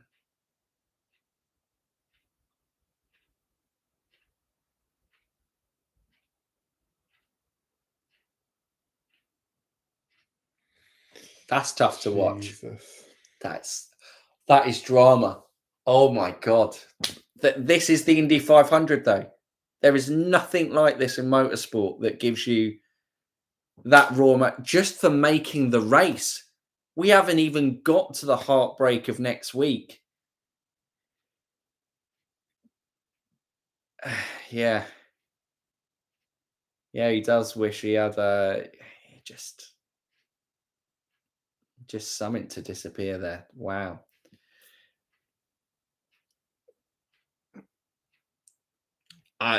Yeah, I feel like Jack is. I mean, wow. That third lap where he improved. Wow. You were like, on the back straight, you were like, he's gone 2:36. He was going quicker, and I was like, but this is lap 3. He's going to be dead and buried. I'm genuinely lost for words. What I've seen there. There are very few moments in motorsport, in sport in general, that you just have to sit back and go, wow. I think that was one of them. Jeez, I have no words. When his timing sheet went, it was just, as long as he kept it clean on the exit, I mean, what was his 4th lap? Because I don't think it dropped. I don't think it dropped. You were just watching the main timing sheet. I mean, guys, we've still got pole position to come after this. We're not done yet. Oh my God. Yeah, you love it. The more you sit and think about it, the more crazy it feels. I mean, it does. Yeah, exactly. We still have the pole sitter to come. I'm in disbelief. Well, we've made it through, this last, where we've got 30 minutes of qualifying now to come for the Fast 6. We've just seen bump day. We've seen Graham Rahal get bumped by his teammate, Jack Harvey, with one of the best under pressure laps I've seen in my life live. With how much is at stake to compete in this race. Wow. Yeah, you're going to need your family at that moment for sure. I think that Stingray Rob with his mum, excited for him to... First 500. Yeah, first Indy 500 for Stingray Rob. We have to say, compared to 3 Rahal, Letterman, Lanigans there, everything would have been working against him. And Stingray Rob delivered the lap that he needed. So, credit to him as well in this sector. And now we sit here and watch Santucci get pole for the Indy 500. Wait, did that count as a Santucci in bump day coverage? I think so. We're still covering bump day. Anyone who took the 2 front odds, it's payday, everyone. Payday. Do you think Graham might buy Harvey or Lundgaard's rides? If I was Jack Harvey, I don't know whether... Would I? Because that's as good as it gets in 2023 for his Indy 500. Yeah. That's as good as it gets. We're not going to talk about him at all on Sunday. No. Unless there's an incident. No offense to him, but he's going to be mainly at the back. Where Graham and the team have a load of sponsors behind him. So if Graham turns around and goes, I'll pay for your seat next season, mate, to secure it. True. He gets another shot at this next year and he will go, Rahal, Letterman, Lanigan can't be as bad as this next year, can they? The only thing with Jack is he's driving the Hy-V car. Yeah. They can't really afford to say, okay, Hy-V, your car's qualified, but we ain't going to run it because Graham wants to play. Mm-hmm. It's the biggest sponsor. They can't pull Jack's ride. They can't pull... Who's Lundgaard's main? Hy-V. Because Graham's in the United... United Rentals. So basically, he can't buy either Christian's or Jack's. He could buy Legs. God, I mean, it was literally history repeating itself, wasn't it? I cursed it. Because I was shocked that he was going out again. When he failed on that first one, I said, we're not going to have history repeat itself 30 years after but we have. 1993, Bobby Rahal didn't make the Indy 500. 2023, Graham Rahal didn't make the Indy 500. Mad. Andretti could buy any car. I wonder if a DR is taking calls. Is that DR or DCR? Dale Coyne Racing. I mean, Rahal could buy any car. Oh, you mean Dry Rainboard Racing? Yeah, I suppose. Who was... So they had Stephen Wilson and Ryan Hunter-Reay, didn't they? So, so you could get Stephen's ride. You're saying they could buy Stephen's ride because you can't get rid of... You know what's been the best Captain part America. of this? Indy 500, Captain America's back. Yeah. And quicker than his old DHL car. Yeah. It's weird seeing Grosjean on that and also seeing Ryan Hunter-Reay. It is weird not seeing Ryan Hunter-Reay in the DHL car. It has to be said. Yeah, sorry, Scott. Yeah, I did clock on when we go for now. I don't think Graham would take it.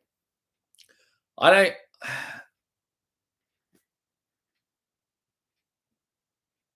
don't think Graham is the type of bloke who would buy the car. Because I feel like he's the type of guy who's like, I didn't earn to be here. But at the same time, he didn't get a chance. But I guess Jack got 3 chances and Graham got 1. Yeah. And he delivered. He delivered on his lap that he needed to at that time. And jeez, man, that has got to be the hardest interview in racing right now. You know, this race means so much to him and his family. It's such history within it. And oh, wow. Wow. It is a bad time for a Rahal. Don't be fooled. These pole runs will be entertaining. They will. I said this will be the lowest part of the day. And I mean, I don't know if we do top. I think whatever... the only thing that will top Jack Harvey getting through there is if Santino Ferrucci puts it on pole. I think it is because... Let's be serious. I mean, when was the last time that AJ Foyt won the 500? It was in the Indy Racing League days with Kenny Brack. Was it 1998? I want to say that Kenny Brack won the 500. Was it 99 that he won it? Was it? Kenny Brack should have won it 2 years in a row, I want to say. So I might go in 98, he came close. And then 99, he actually did win it. From memory, I'm trying to remember our history of IndyCar videos when we were looking into it. We have a name for this in America. It's called Balls to the Wall. Absolutely. That was an epic motorsport moment. The crowd roared on that last lap. Just amazing. I mean, we didn't have the TV on, but I mean, I can only imagine. You've just literally seen a driver pull out the best 4 laps of his career. But enough about the slow cars. It's about the fast cars. And who's out first, Stephen? Pato! Which means he's not getting pole. Or is he? Oh, I think he's not getting pole. He doesn't quite seem to have the same pace as Felix. Alexander Rossi? Quick guys. No, he's quicker than that guy. That bloke. In 1999, he had a fast car, but ran out of fuel fairly early in the race, it costing him a lap that he never recovered. I see, Scott. I seem to remember like AJ Foyt talking about it at the time. But anyway, we've got Pato talking on the screen. No idea what he's saying. As like we say, we always have the volume off in the background, but I believe Pato is just going out on his up to speed lap as it goes. He's just come out of turn 2. He's onto the back straight, so he'll be getting up to speed. It always feels weird, actually, seeing Pato not in the full orange car. Yeah. Or the orange black car. Yeah, it feels weird that Felix and Rossi have taken the orange and Pato's gone all black. But maybe this is a serious Pato from there. But as we say serious, Pato. This is where it gets serious for pole position. Pato O'Ward begins into turn 1 and out of the chute. It's all good so far. Hasn't binned it. Nice. Into turn 2 and onto the back straight. What speeds is he going to hit along the back straight? Or immediately, we're at much quicker speeds. I think we're 237, 238. Can he even hit the 240s? 240s, he's clicked there. I think he may have got up to 241. Carrying good speed through 3 into the chute, into turn 4. What's his exit going to be like? Carrying a decent amount of speed up there. We've obviously seen average the first laps being as high as like the 2, 3, 4, 8s and 5s up there as it is 2, 3, 3, 7, 5, 6. But we don't know what the track conditions are like. Are they going to be as good as what we saw earlier in the Fast 12 in terms of those times? This may be actually a good pace, but on first kind of standings from there, 2, 3, 3, 7, 5, 6. My gut feeling isn't going to be a first lap good enough to claim pole position today. But here he goes. He's into the chute in between 3 and 4, out of turn 4. It's a great exit. That was certainly balls to the walls. Great exit from Pato there. How much of a drop-off is he between lap 1 and lap 2? 2, 3, 3, 4. He's held on to it pretty much. He's only lost about 3/10 there from Pato O'Ward. Was that a slight twitch out of 1 in between 1 and 2? I'm not sure. But yeah, he's along the back straight again now, up to 235, 238. 240 as he got there. I think he just about got to 240. He's carrying good speed. He's not dropping off. It's just consistent laps he's putting in here, right up to the wall, using all that kind of runoff at the track here. Out of turn 4. Whoa, right up to the wall, Pato O'Ward. He is leaving nothing out there. White flag is waved. 232.9. That was a fairly big drop-off. 233.4 is the average at the moment. Still really quick from Pato O'Ward. Is it going to be enough? We'll see. This is the benchmark. We'll know when Dixon comes out next whether it was a good or a bad benchmark off the back of that. He's on the back straight for the final time. Didn't manage to hit 240 on the back straight there. Out the exit of turn 3. He's gone very wide on the exits of turn 4. Really kind of putting foot to the floor there. There you go. Tight again. Pato comes to the finish line. Checkered flag. How much of the drop-off was it? 232.4. Still quite a big drop-off. Average 233.1. Don't think that is going to be enough at all. Gut feeling is that 6th place for Pato. Oh, Scott, that is... there have been wall hits, but not like crashes wall hits, just kind of tyre rubs. He's got to get so close to the wall out for. He does, doesn't he? Yeah, I've got to say, Pato gave everything that he had in his car there, but I just don't think it was enough. Don't think the qualifying trim for him has been quite there. But he's got to the Fast 6. It's going to be in the second row at the very least. Exactly. And, you know, you're in a position you can win the race from the front 2 rows for sure. Yeah. And go from there. Will the shadow from the stands on the main straight make a difference to track and tyre temperatures? That is... It does a little, doesn't it? Good question. I'm not sure. Now Dixon, the Iceman. I reckon Dixon going to clean them all up with a new record. Ooh. Yeah, but that's your New Zealand roots talking there, whacked man. Scotty Dixon. Look, when Scott Dixon was running last year, pole felt an inevitability. If Dixon pulls out pole here, then he's pulled out a pretty special lap. I don't think he's got the car for pole here. So he's going to go from that. You're an Aussie. Sorry, down under. Wow, that is car. I basically sweared at you. I might as well have, you know, called you your dad or something. I don't know. An insult. I might. Your dad. Oi, your dad. Your dad. Language. What's your language? I know. I might have just called him an old man. I guess that's where you go. I don't know. Same difference. Be very nice of these insults. Yeah, absolutely. Anyway, here we go. Scott Dixon is running. He's in between the chute between 1 and 2. Looked like he was quite quick going from there. I think he was in the 240s. Got up to speed nicely there. 236, 237, 238, 239. Wow. Okay. Yeah. Dixon hasn't hit 240 on the back straight.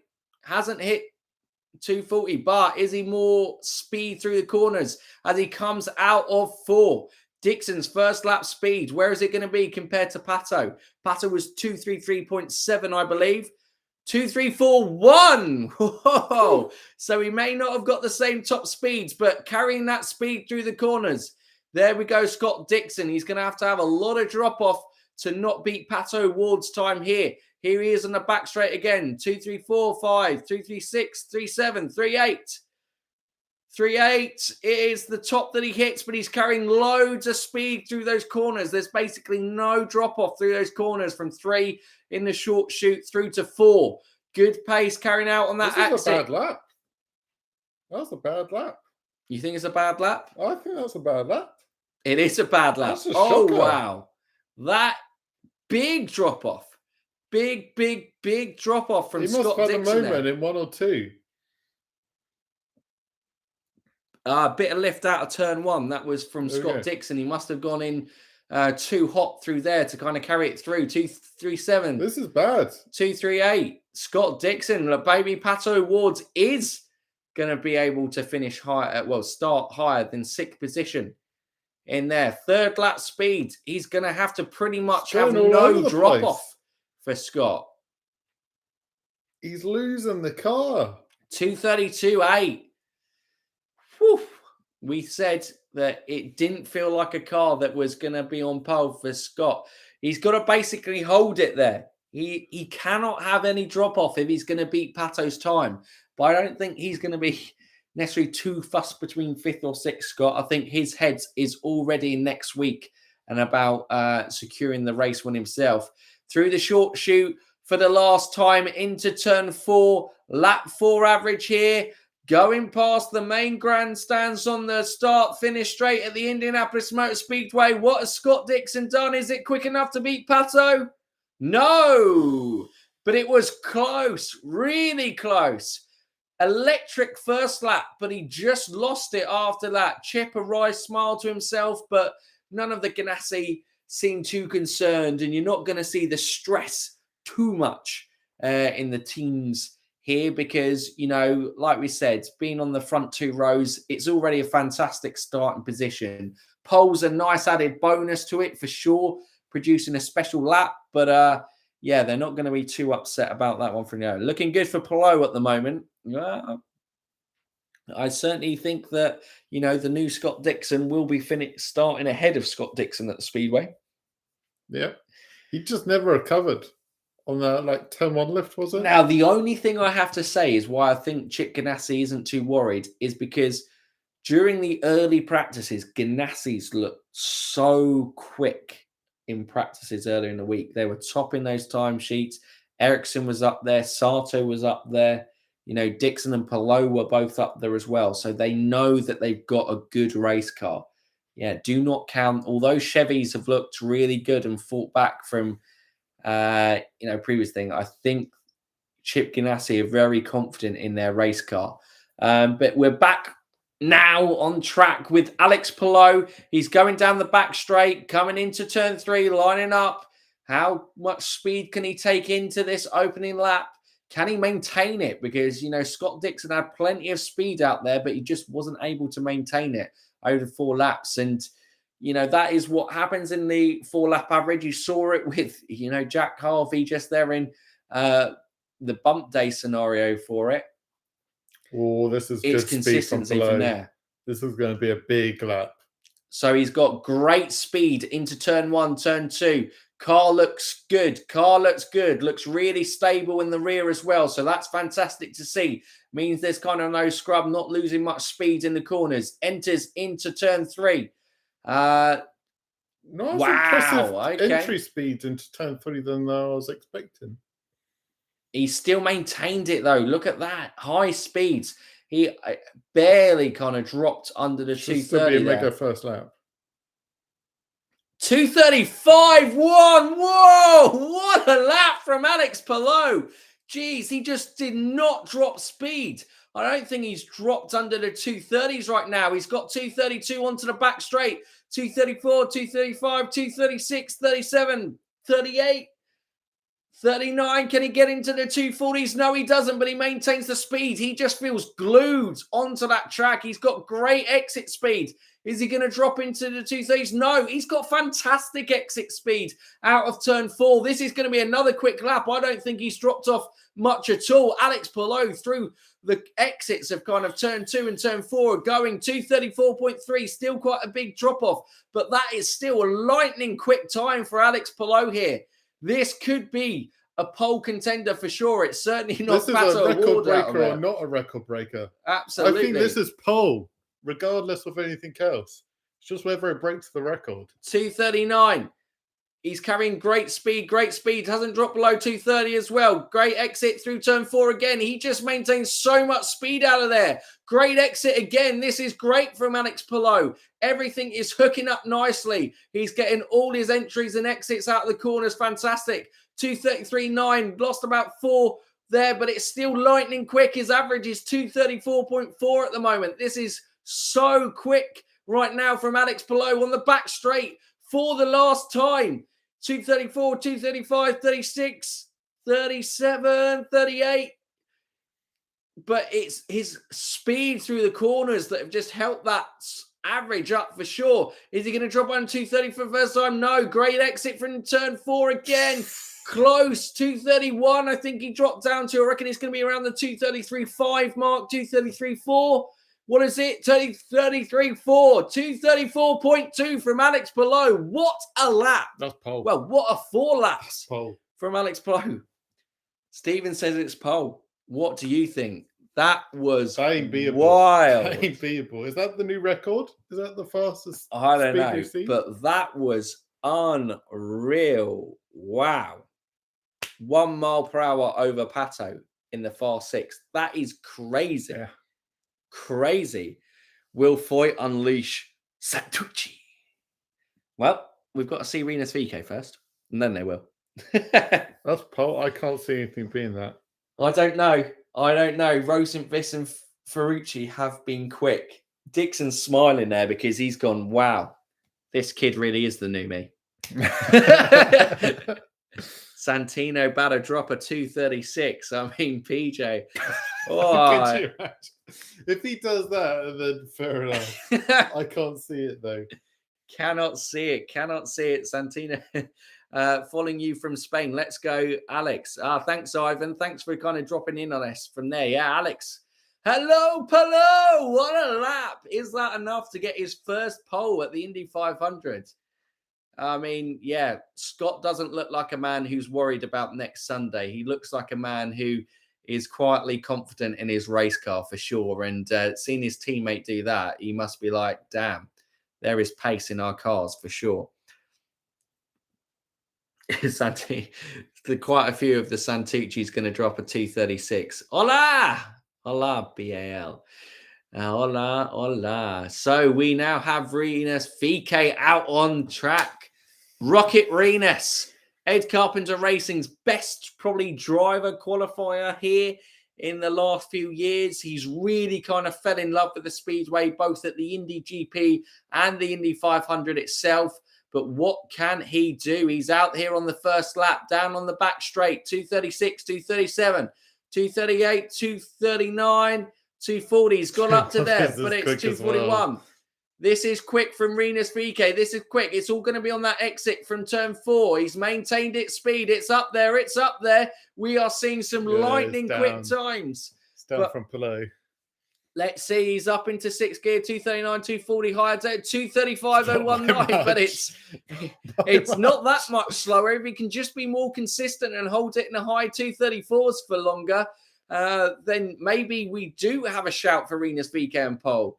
Jeez, this is quick. This is the quickest Indy 500 ever. I'm pretty sure we're going to have. Right, Rosenqvist going to smoke the opposition. VeeKay! As he comes out of the chute, out of turn 4, down the home straight. This is where it is. Where's the drop-off going to be? I think he was getting way lower on those exits out of turn 4. I think this is going to be slower, but it's going to be enough to beat Pato for sure. Yeah, 234.4. I'm pretty sure Alex was in the 2:34.9s on his second lap. Yes. Yeah. For this. So I don't think it's going to be good enough to displace Alex. It was a great lap, but this is still mega speed from Rinus VeeKay for sure. I mean, in most years, this probably would have been good enough to put him on pole. It's lightning quick out there for Rinus VeeKay. He's coming out the short chute, out of the kind of turn 4 again. I just think he's held it consistent around that 2:34. But I think, is it dropped down 2:33.9? Okay. 2:33. There's hope here. There is hope. He needs to about 2:33.7. He's a lot closer than which makes you excited for what Ferrucci and Rosenqvist are going to do, because wow, those are guys have been the trendsetters at the moment. Here we go, Rinus VeeKay, here he goes. And I'm excited because I haven't seen a lap of Santino Ferrucci at the Speedway so far. So I'm excited to see it up there. What can Rinus VeeKay do? It's a good exit. It's a good exit. Out of turn 4. Is it going to be enough? Alex Palou, he's unsure. He's unsure. Is it enough? Is it enough? No! Oh, and it's only just not enough. Wow. Another 2:34.2. 200. What? Sorry, 600s. No, 6,000. 6,000s. Oh my God, 6,000s. Yeah, you're right. Jeez, Alex Palou, nerves there. Woo, 2 to go. He's going to be a nervous boy. How do you go back to driving the speed limit after doing 240 miles an hour? I don't know. 6,000s. I know, PJ, mental. Wow, how did he lose by of a second? I know. Over 10 miles, the difference comes down to a couple of inches. It's mad, isn't it? Here comes Santucci. Here he is. Incredible how close this is. Incredible it is. Ferrucci. I didn't think anyone was going to get close to Palou, and now I'm not sure what's going to happen with these last two. Here he is. Here is the man himself in the AJ 14 car, a car with so much history in this series at this speedway. A name with so much history at this speedway. This has been the most competitive in qualifying at the very least. We'll see how it is in the race that this car has been. AJ Foyt is watching. His man, Santino Ferrucci, is on track. He's on the back straight, getting ready to light up his lap as he gets ready to enter turn 3 into the chute, into 4. What can Santino Ferrucci do in the fast 6? You're about to find out. Oh, yeah.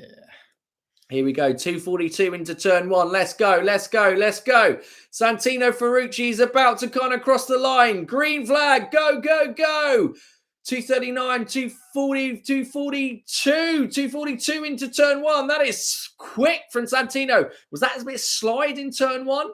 I didn't know if the back end looked a little bit loose there. I think he's gone loose. I think he's blown it.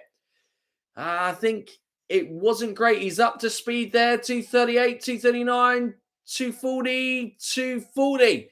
And go from there. I think he got loose out of turn 1. Yeah, Don, I don't think it was good enough. He's not holding the speed in the corners, but down the straights, he is the quickest, I feel. Absolutely. He is strict back. Look at that. Bang. He's like Pato, right up against the wall.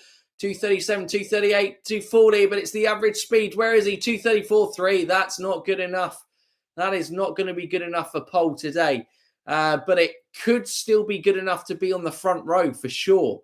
Wow. Yeah, maybe Alex Palou and VeeKay have done it. I think I saw it on screen. I think he just got loose out of turn 1. I think he drifted a little bit out of turn 1. I think that's where it goes. Everyone's sad. Santucci hasn't been able to do it. I don't think he's going to be able to get up to VeeKay. But yeah, here we go. Out of the chute, out of turn 4. Plenty of speed there. What can Santino Ferrucci do? Across the line. 2:33.7. That's a big drop off. 2:34.0. I mean, just need to hold it for 4th, basically. Exactly. Third. To go on to 3rd, yeah. Exactly. He needs to hold this for the front row, or for provisional front row with just Rosenqvist to run. But you know that Arrow McLaren has been lightning quick in qualifying. Rosenqvist, obviously was quick enough to knock his teammate Alexander Rossi out of the, fast 6 and place Alexander Rossi P7 for the race going through there. Santino Ferrucci, white flag is waved. 233.2, 233.7. Yeah, It's probably going to be enough. I don't think it's going to be that big. Still, even if he gets bumped by Felix starting on the inside of row 2, pretty great starting position. And we know Santucci is great off starts. He's always made up. He's always the biggest mover at the start of races. Absolutely. It's still going to be a great position for him. Well, yeah, absolutely. I mean, it's great for AJ Foyt.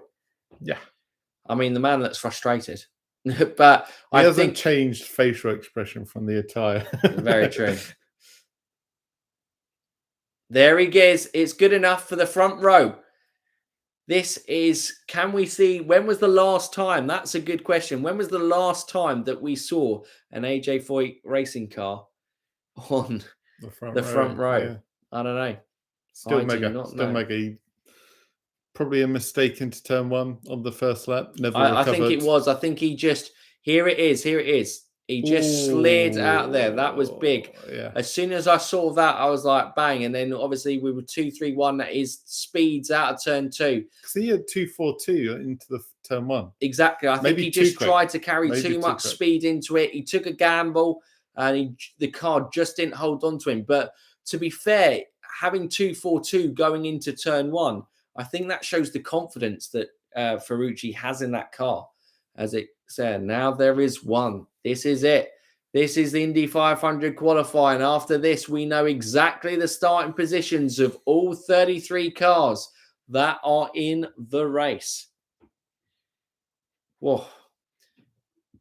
Rinus he's buzzed, but he's like, could I have found that extra 6,000ths?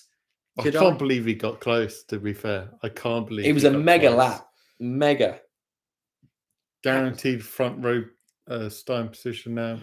Is indeed. Here we go. I don't think Felix is getting close, but he's looked mega. He has looked mega. That McLaren is a quick car. My pole sitter has gone out. I don't think anyone said that Palou would be the pole sitter, but he produced a mega lap. Mega 4 laps. I always say mega lap because it always feels like it in qualifying, but of course it's the 4 laps here at the Indy 500. So we are with Felix Rosenqvist as he comes out of turn 4, getting ready to go to green flag. Green for Felix Rosenqvist.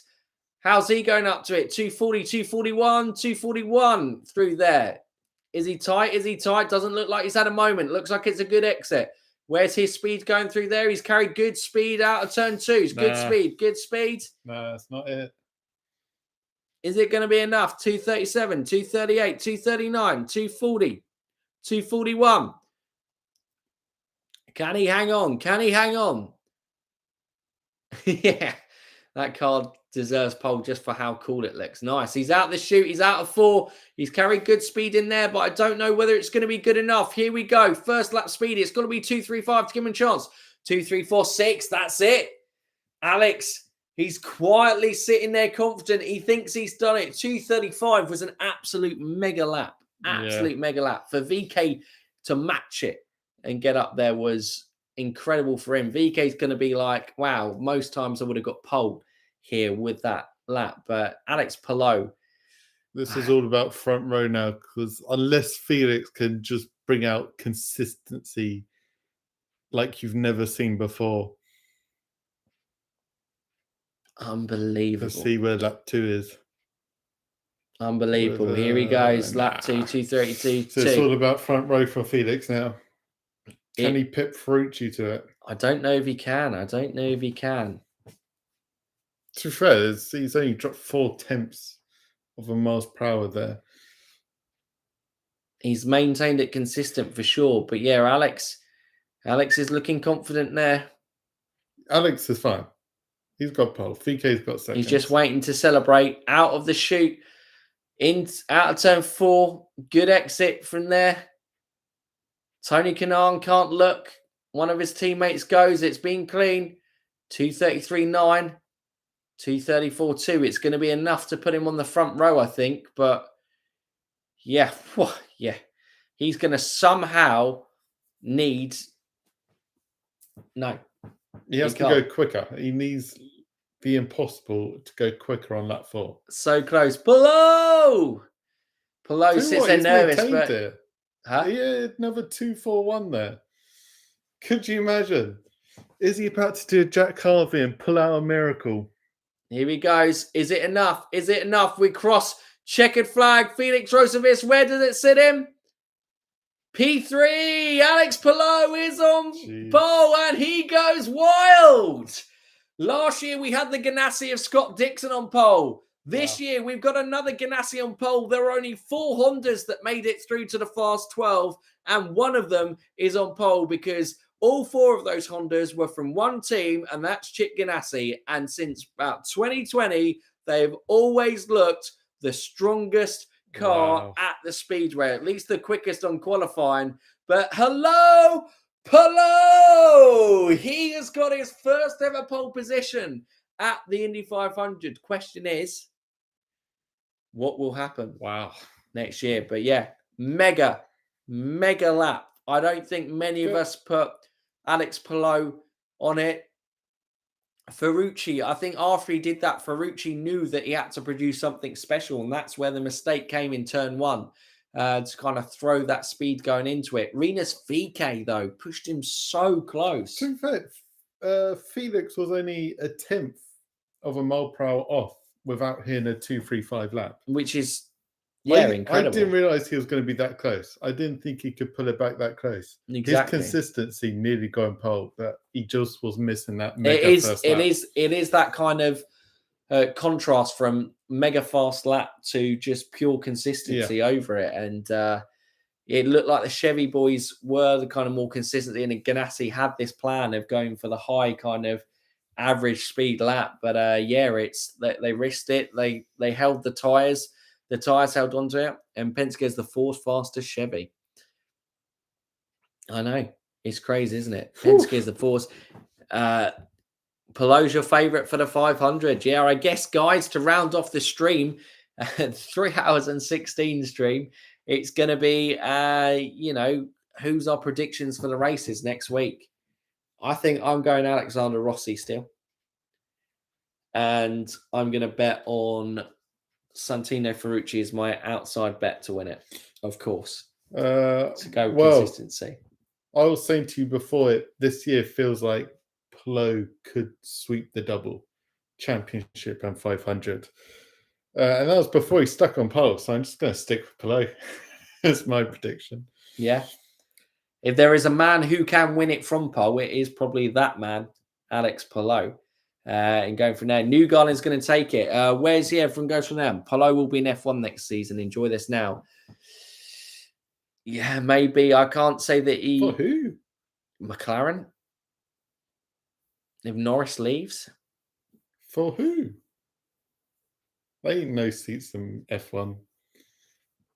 Just go from there. Joe New for the win. A lot of Newgarden fans coming out from there. He has a good race car, I think. We will be streaming the 500 race. I'm not sure if you said. Yep. Yeah, but we will be here. The full race. Exactly. Full race with you guys, and we'll be ready for it. But we'll probably start early to get more predictions and more feelings on that day as well. Gonna say Dixon, make up for last year. McLaren, be the one. Nice, Dom. Depends on if it's still all but impossible to pass or not. I'm guessing it is. Yeah, Pato was saying that it was pretty difficult to go for it. I hope next week Alonso wins Monaco GP and F1 and Palou Indy 500. I mean, yeah, that would be a mega day for the Spanish Ivan, wouldn't it? It would be a great return from there. John Montgomery, Dixon, is your prediction from there? So, yeah, all good. There we go. There we go. Unbelievable. Well, guys, it's been a mega stream. I think the pole excitement, it was a mega lap of acknowledgement from Palou, but the 4 laps definitely go to Jack Harvey. Yes. I'm still kind of in disbelief that happened. Yeah. I thought it was just a farewell tour that he was doing. His last ever time at the Motor Speedway. And he goes and knocks out someone to give him a seat after that for sure. Real. Pole qualifying is paled in comparison to the bump drama. It is. Yeah, it has. It is. It is. It did because, well, yeah. I put a 2.35, and it was like, okay, that's the go on pole. And I guess the drama came with VeeKay, but yeah, the last two runners couldn't get close. Well, Rosenqvist did get close, but it never felt like it was going to happen, shall we say? Yeah. Go for now. I'm wondering if Graham is still going to be on his dad's team after this season. It's interesting. That was a different kind of watch along. Good work. Glad you enjoyed it, Don. Yeah, there was plenty of discussion. Go from there.